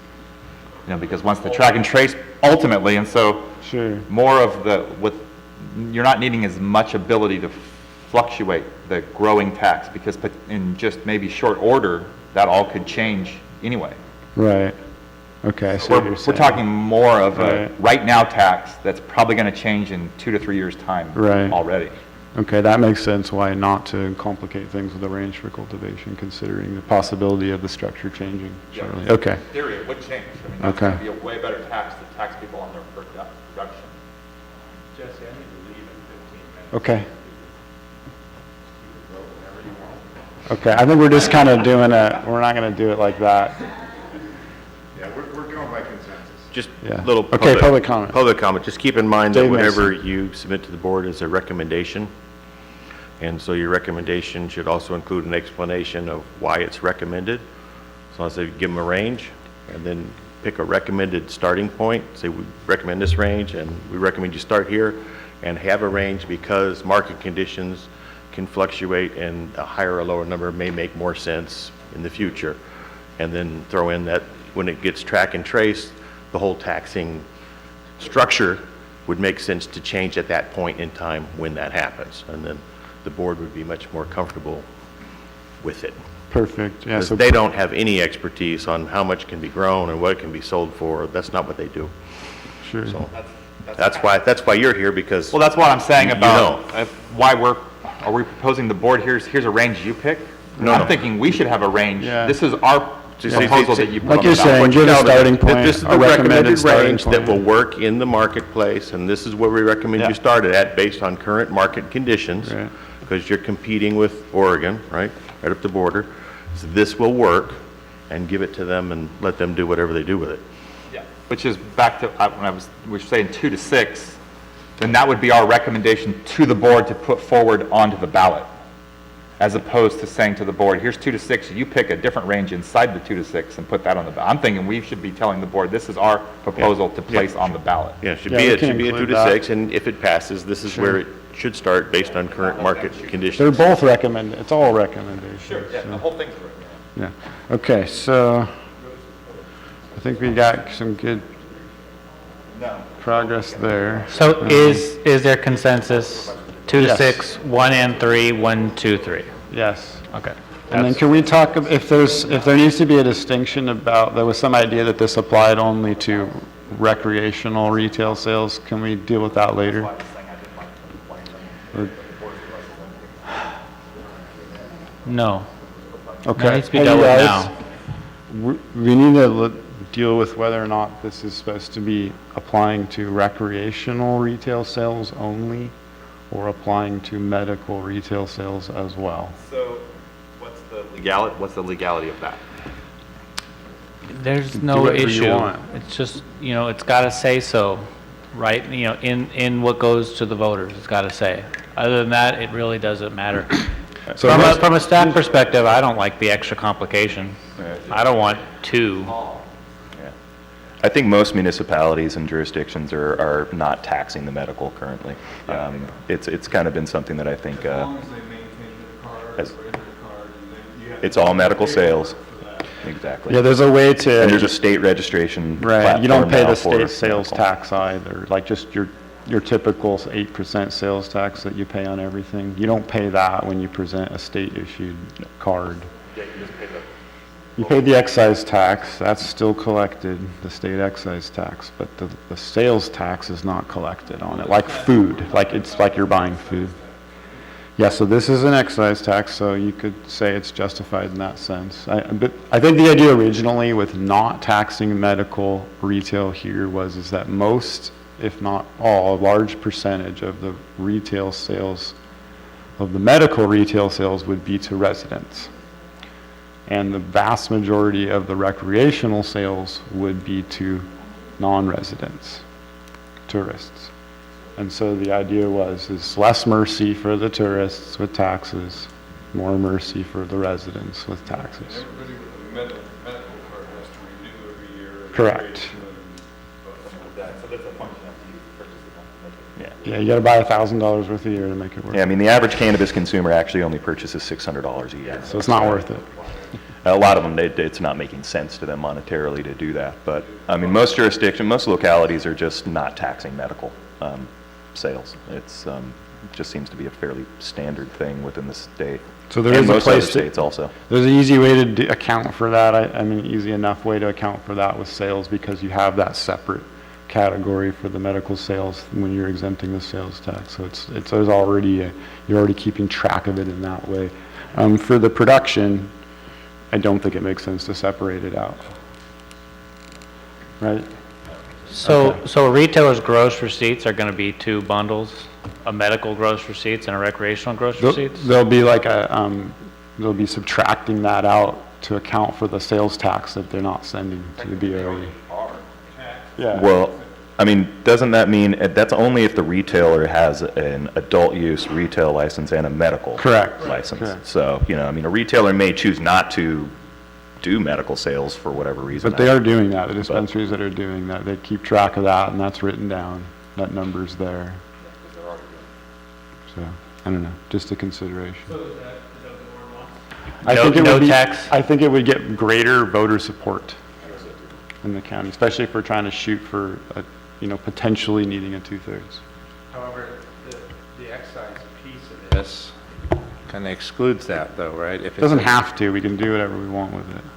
We can just say that the county tax doesn't apply to medical sales. that's all. I don't think it would amount to that much tax loss. And it really To the truly does county. just boil down to the argument that, a majority of your medical sales are going to come from your local people, because they're the ones that have the cards locally. You're not going to get somebody with a card coming up from San Francisco or whatever to, as a tourist to purchase cannabis. So, I mean, if they have a card, truthfully, they probably will use it to save the tax. But not many people have the state-issued card. Most people have the ones from their doctor. And then it's an additional fee, an additional register. You expose yourself to the system more. Now, there's some movement in the courts to prevent gun ownership for people who have these state-issued cards. So there's discouragement. So, a retailer is selling more than just cannabis, right? No. It has to be a separate facility, separate books. You can't blend them. No, you can't sell non-cannabis products under your license. So the books, I think, are totally separate. You can But I'm sell not positive. non-cannabis products. Separate, They don't right. intermingle like with the system, you should have probably easier just at a separate register or whatever, Yeah, but they could be in the same general space as long as they're not within the same, point of sale. Yeah, they have to have like a barrier. The way I was reading it is like if you're selling sweatshirts, you gotta have like a little separate store for your sweatshirts. Well, but it's not even really a store, it's just like a separated barrier. Yeah. Again, it could be like a half wall. Sure, You it's know. semantics. Yeah. But the paperwork's not, Yeah, it could be like a half. I don't think that the books are combined though. All right. So when they do a return to the BOE, they're doing basically 3 returns. One for gross sales of non-cannabis, one for gross sales of adult use, and one for medical. Is that?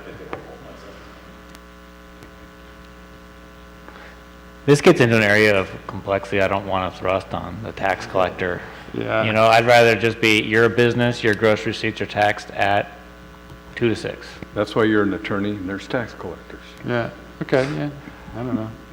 I don't see it being that difficult. I filed 3 different sales tax returns for different businesses, and they're not, the wholesale one isn't anything. It's just one number saying this much went to wholesale, you guys deal with it. It's nothing. It's not even a thing, so I don't know that. Theoretically, haven't these businesses been already tasked with doing the 2 different receipts? I mean, Yeah, if it's they're already already done. exempting medical purchases, they're already doing that to the tax collector. It's already in the TurboTax. They're already submitting 2 different figures to the tax collector. Yeah, and not so, different returns. assuming compliance, It's it just- should be easy. You just But we got subtracting to it. assume non-compliance and enforcement.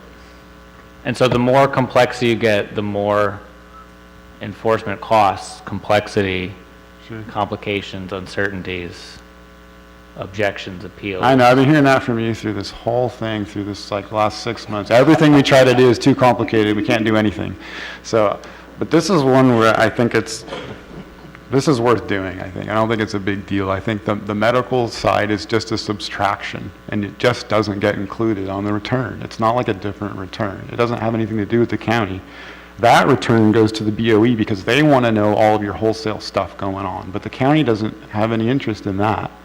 But the county is just going to get the one that shows the taxable number, and then the county does its thing with that. That seems simple to me. Simple enough to be worth doing. JD, I'll just go ahead and make a motion, and you guys can talk about it and counter or do whatever you want. But I'll make a motion that there's 0% tax on medical, excise tax, 2 to 5% excise tax on recreational, 75 cents to $1.50 on outdoor per square foot, and $1.50 to $4 on indoor per square foot, and manufacturers, $1 to 3%. So why did you change all the numbers? I think. That's too low for indoor. Yeah. Buck 50's lower than anybody's. Nobody even starts there. That's too low. $3 is like where Humboldt starts. And So we decided at the beginning of this committee that we really would work by consensus, and so the consensus has been building up some numbers, which was kind of where we were. The 2 to 6, the $1 and $3, and now the 0 for medical. I think that's kind of how I'm keeping tabs.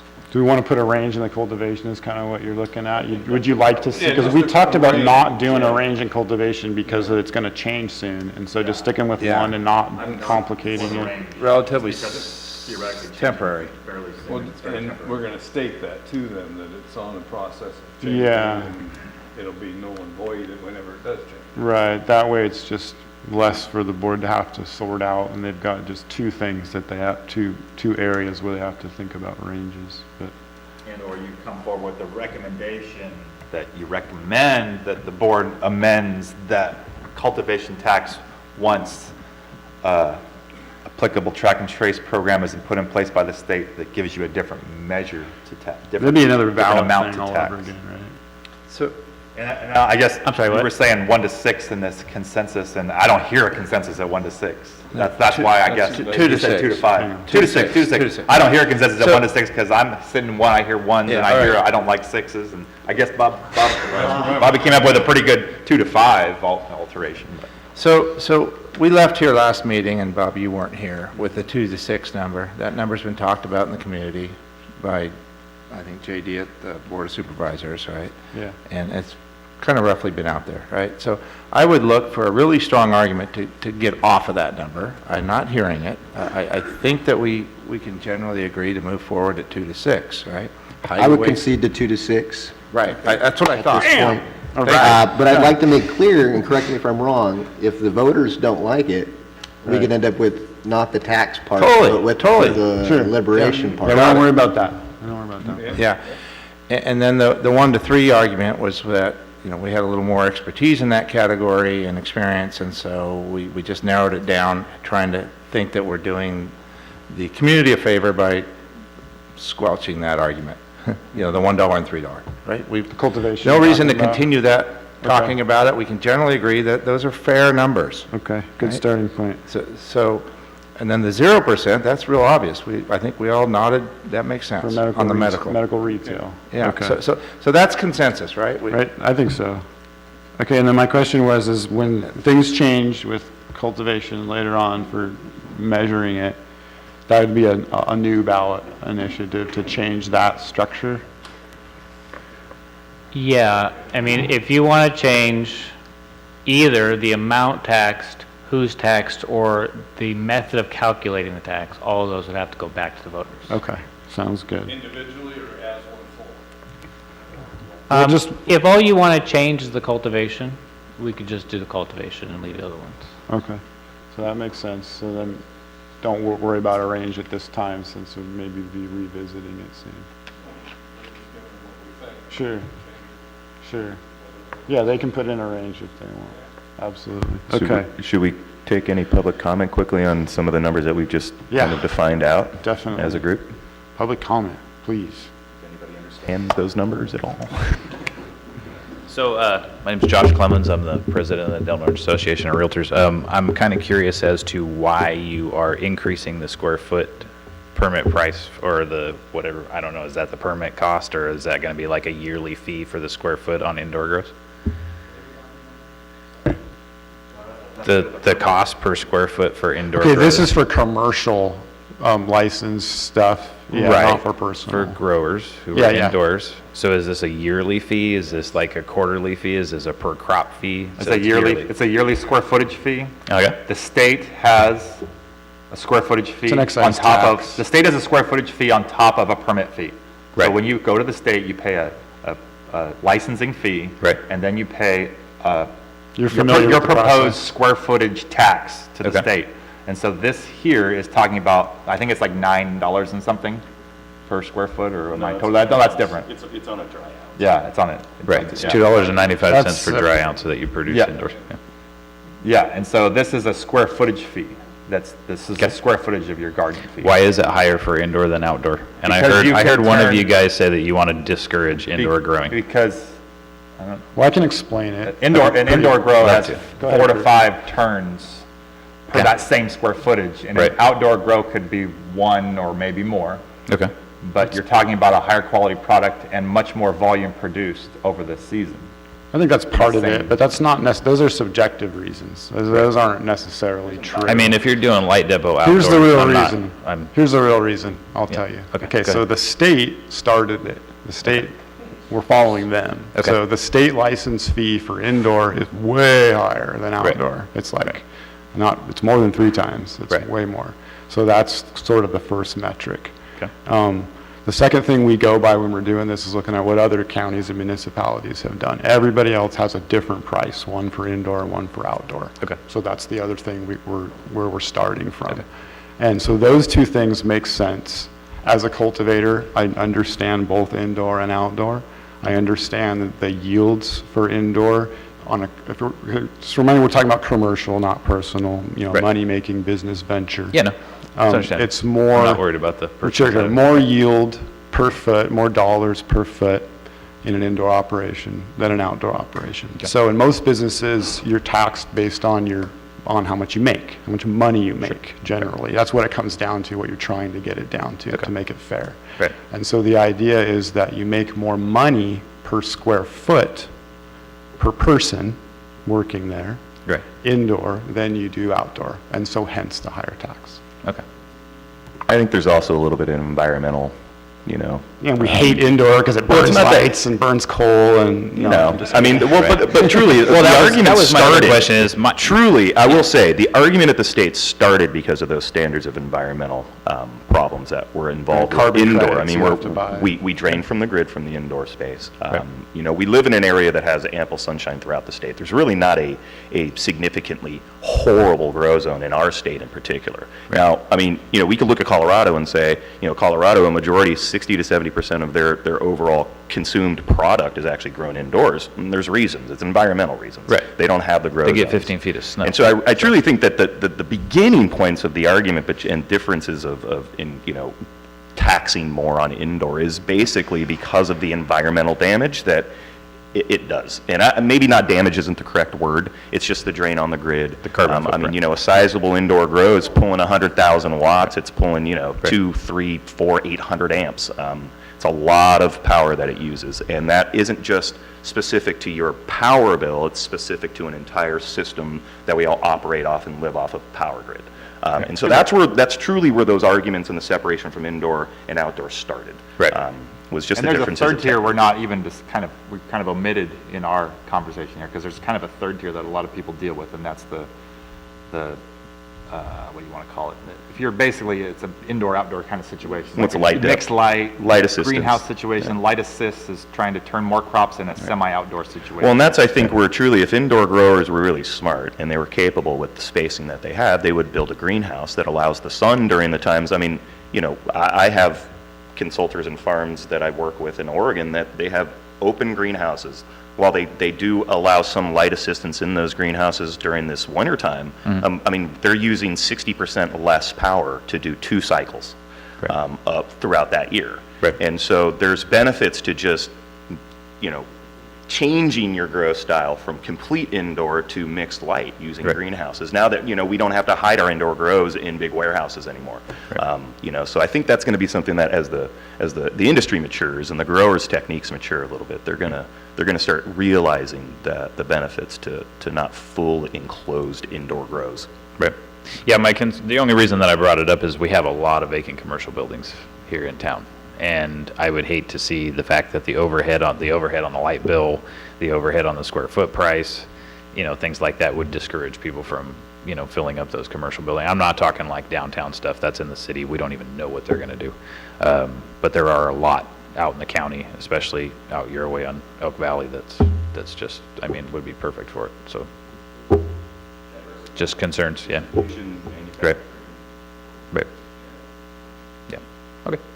Yeah, thank you. I think that's definitely something to pay attention to, the capacity, the industrial capacity that is here for indoor growing, or you can do manufacturing there, processing, distribution. Those are, industrial settings are perfect for that, where you can get labor and all those kinds of things. And like I said before, there is a place for indoor production, absolutely. And I think the thing to compare it to is just other places where you might set up business. We're not higher than other places. We're probably lower. And then if you look at the power here, we're on a much cheaper grid here. Power maybe don't tell anybody. Power here is half what it costs in Humboldt.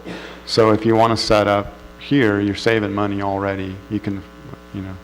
And property prices too. I mean, you know, our lease square foot prices here for commercial real estate are like some of the cheapest in the entire state. It's like a tenth of Humboldt right now. Unless you're inside the inland part of California, yeah. Exactly.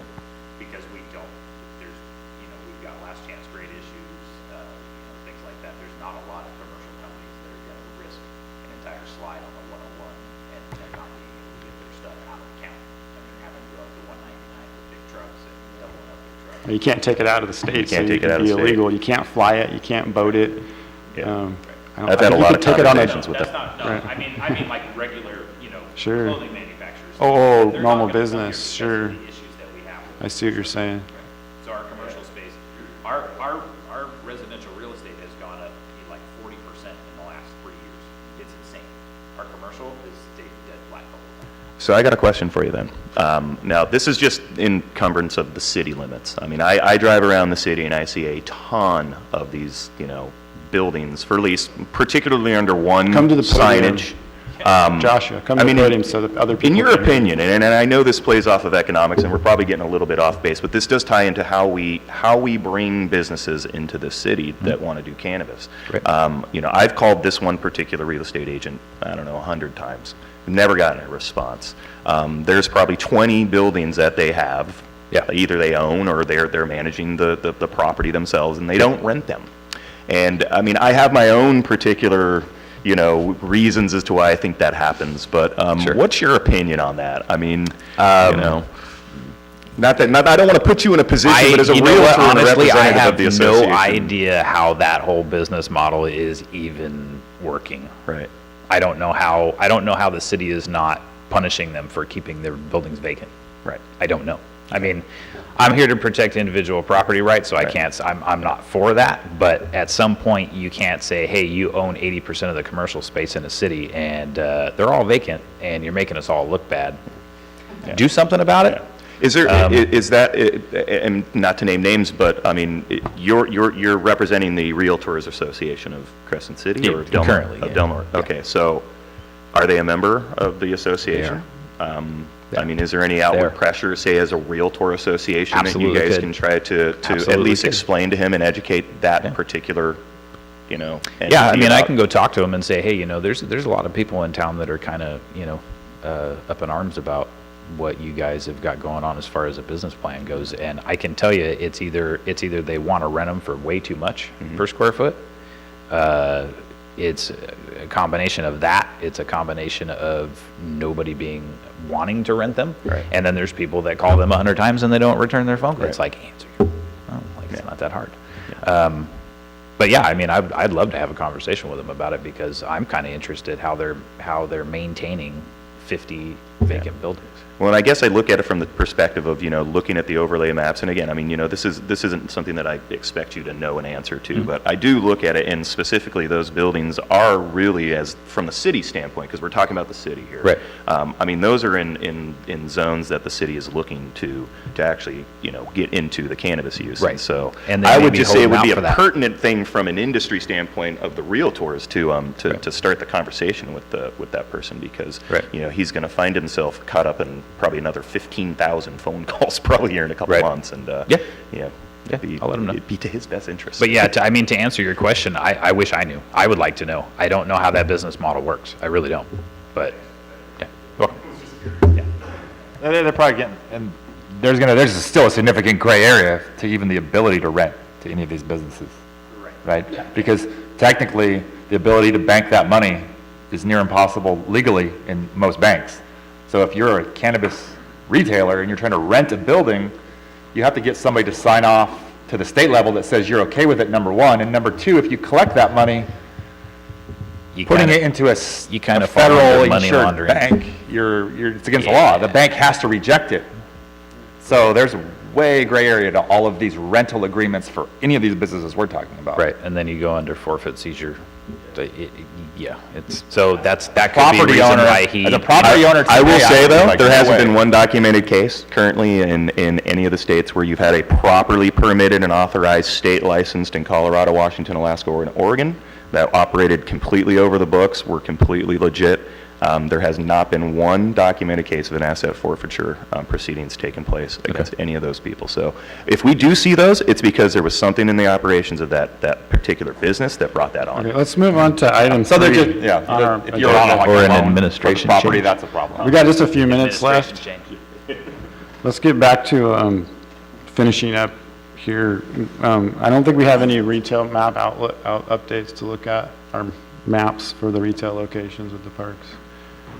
If we do, we probably don't have time to do that We here. did do some updated maps that just Okay. showed the different locations, by the classification, by the color of the dot. Okay. Unfortunately, we didn't get those out to you until after 5 o'clock Okay, yesterday, but we do have them available if we wanted to Cool. look at them.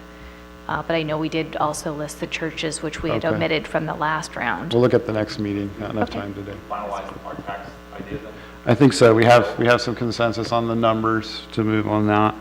And then the other thing on the agenda was kind of just come up with a few timeline goals for some specific things here. And then possibly having another, a midweek, a meeting in between our regular 2-week meetings, like a meeting next week in order to possibly deal with some adjustments to the personal cultivation ordinance. Yeah, There's- I had brought that up to you yesterday, but, that ordinance is really close. It's really close. But it's not going to get finished because I'm going to attend all my energy to tax now. Sure. So there's probably not anything to talk about, Okay. really. Like, that's just going to have to get We'll pushed. agendize it for another meeting. So do you think we should try to do a meeting a week from now? I think we should just stay on the 2-week schedule. Okay, This will not come back. The taxes aren't coming back. Right. They're going straight to the board. okay. So, if whatever I draft you hate, show up and argue it at the board. 'Cause Okay, we got to perfect. get this thing done. Sounds good. And then, based on what the board's comments were, the work group should consider the existence of that small tier. Sure. The height of plants. There are definitely things to think about. Yeah, I'll put that on the agenda with some specifics and try to get some more feedback for the next meeting. But we won't have to worry about trying to rush it for next week. Okay, very good. Jesse? Yes. If anyone does have a chance to review the maps that we have and they have any comments, any types of changes, what have you, please let me know so we can make them for the next meeting. Okay, and we'll get them from you from email or? Okay. Oh, I missed it. I didn't see it. Okay. Very good. Perfect. Okay, so some timeline goals. It sounds like Joel's kind of got it with the taxes and is going to push that forward. And then this is sort of at the request of the board at one of the recent updates that I gave. Sort of wanted to see the timeline for us. Well, If we wanted to I come up mentioned with that like a something. month ago. Right? Yeah, it was Kurt's idea, actually. Yeah. Well, no, I've heard the board say this in recent meetings, and I don't know, I don't really appreciate it, I guess, because the board is still saying, I want to see something from you guys, right?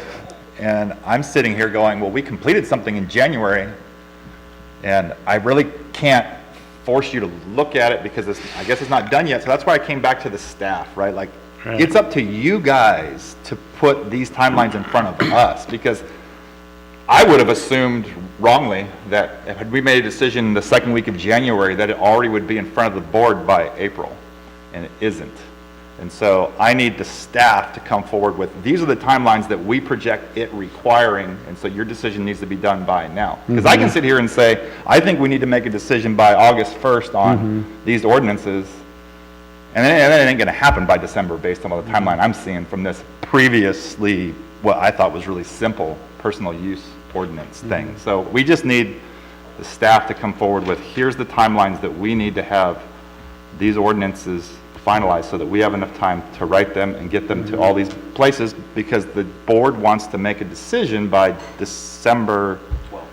And I'm unclear if the board wants to make a decision to have something implemented by December 12th, or if they just want to make a decision and then it implements 30 or 60 days later. Well, the wording of that, the paragraph that Joel replaced specifically states the intentions are to have it repealed and replaced by.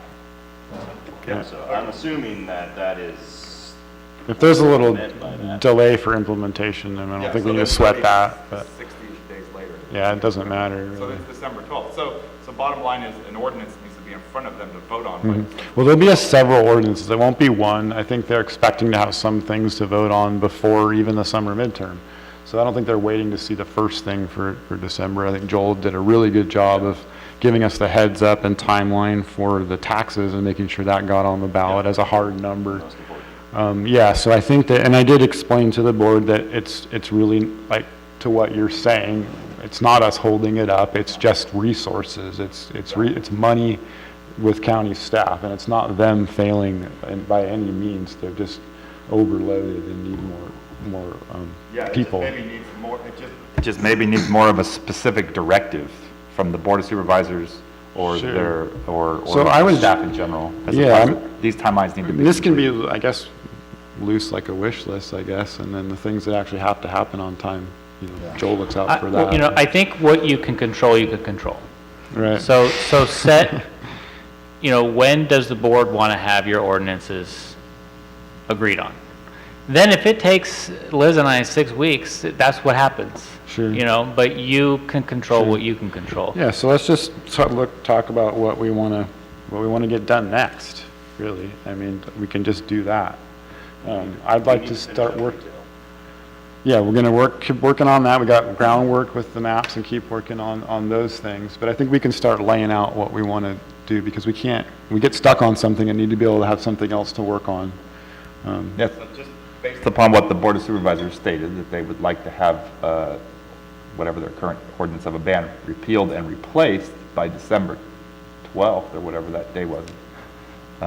I'm considering that to be, we want a retail, at minimum, we want a retail and a production ordinance in place by December 12th. And so I'm going to minus 5 months from that and say that's our timeline to be done with what we're talking about for that. Okay, instead of a timeline, maybe how about just an order of operations, like sort of a sketch out. So if we want to talk about cultivation details, I'm anxious to talk about cultivation details personally. I personally think we should finalize a retail ordinance before we move forward with cultivation Yeah, details. In the event that needs another thing to do, like we've been doing more than one thing at a time and able to talk about more than one thing at a time, and so that's all I was thinking. And then it also helps me to be able to put these things on the agenda so we can The talk things, about the things that people are most interested in, and the things that if, we can get them done by December will probably, appease people the most, is retail and cultivation.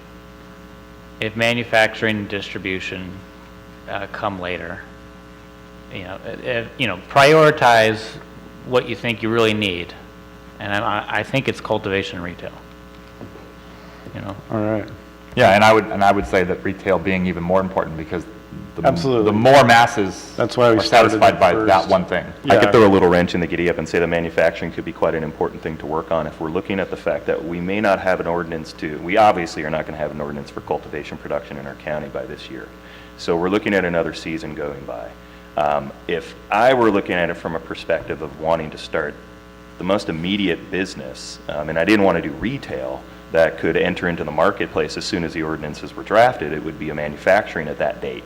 If we're looking at the board wouldn't be voting on an ordinance, say, until, say our ordinance comes through in December and they're starting the authorization process, the permitting process, the use permit process.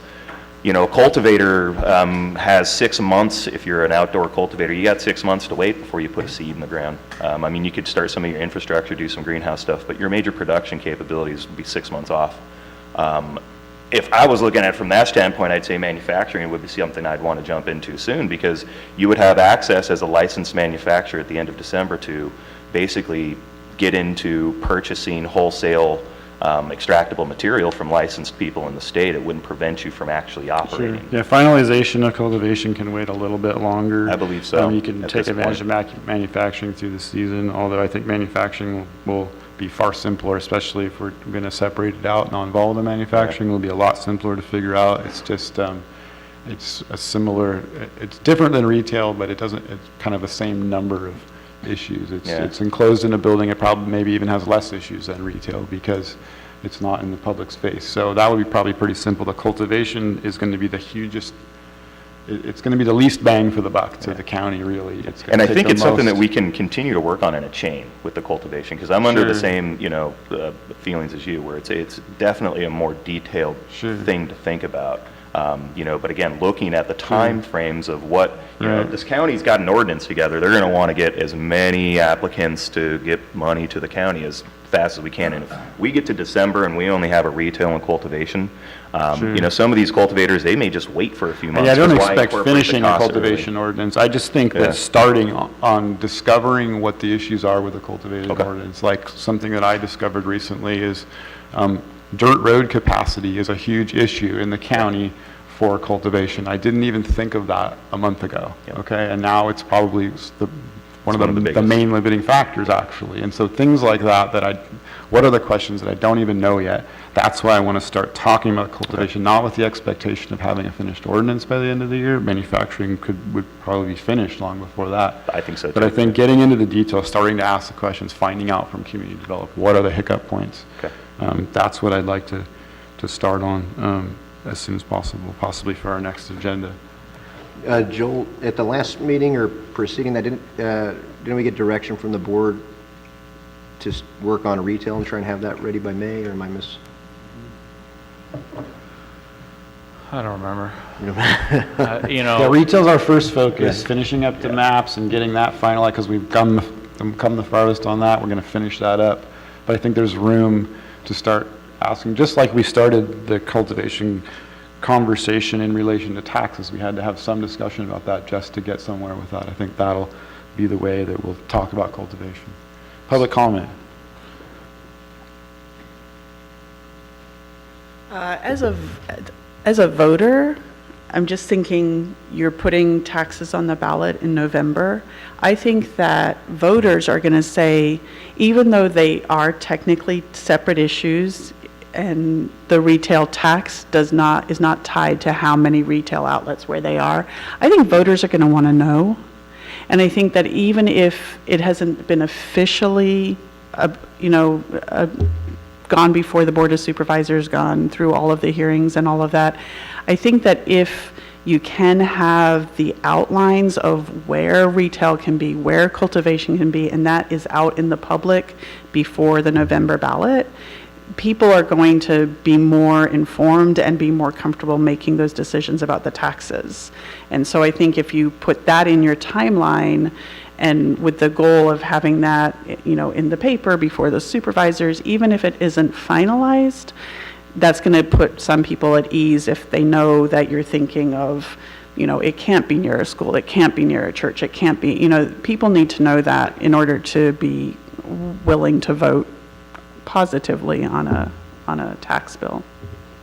Excellent, good point. Yeah, I fully expect that to at least for the board to have something in pretty finished ordinance form long before November.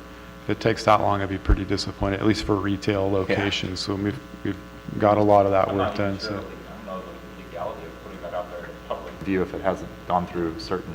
Well, it's all public. Well, you- yeah, it's all public. Everything's open to the public, I nothing's think you private. can put outlines. I mean, I post every bit of information on Facebook that comes out of here, so, yeah.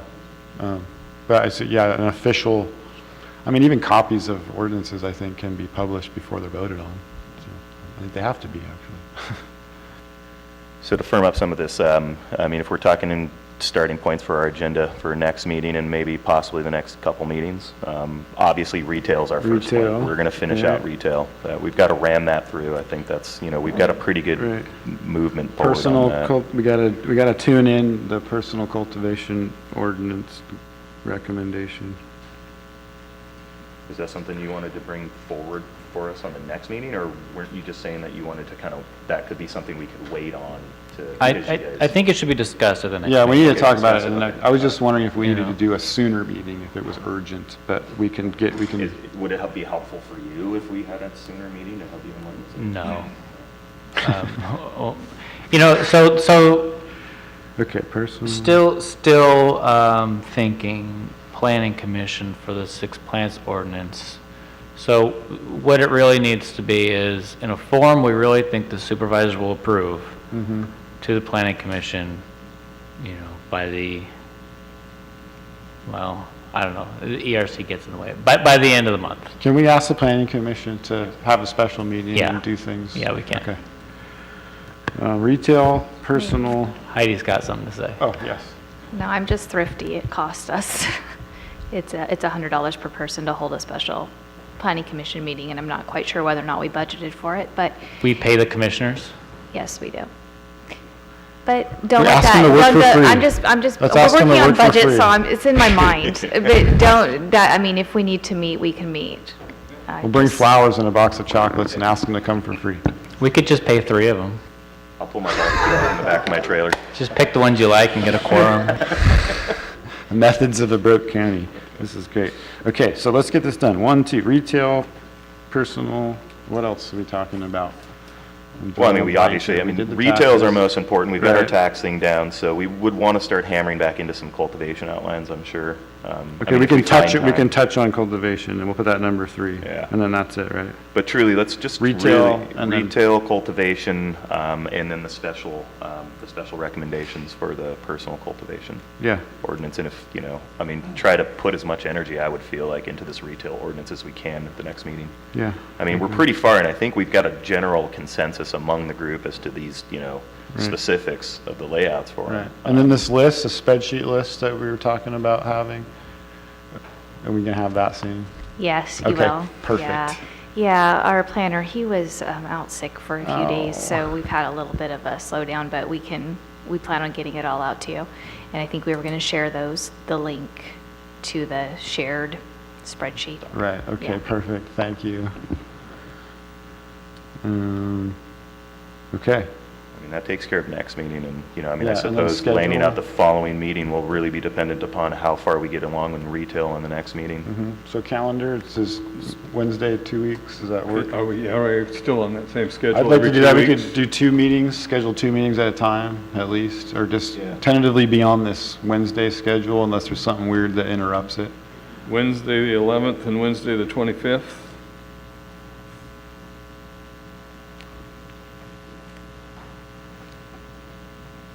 Those dates are fine with me. I'm not going to be available on the 25th. I've got a science camp I'm taking my son to for a couple days that week. We'll, But, I mean, you can hold the meeting yeah, without if me. there's just a I'm okay couple with that. people I- missing, then we'll be fine. Yeah, absolutely. Okay, we'll find out what I'm fine with you everybody guys' else. direction all the way. See if Blake's all right. Joel, those dates okay? Those days are Heidi? good. Okay, perfect. Let's do that for now. And any final public comment? Okay. All right, are we done? All right, meeting adjourned. Thank you.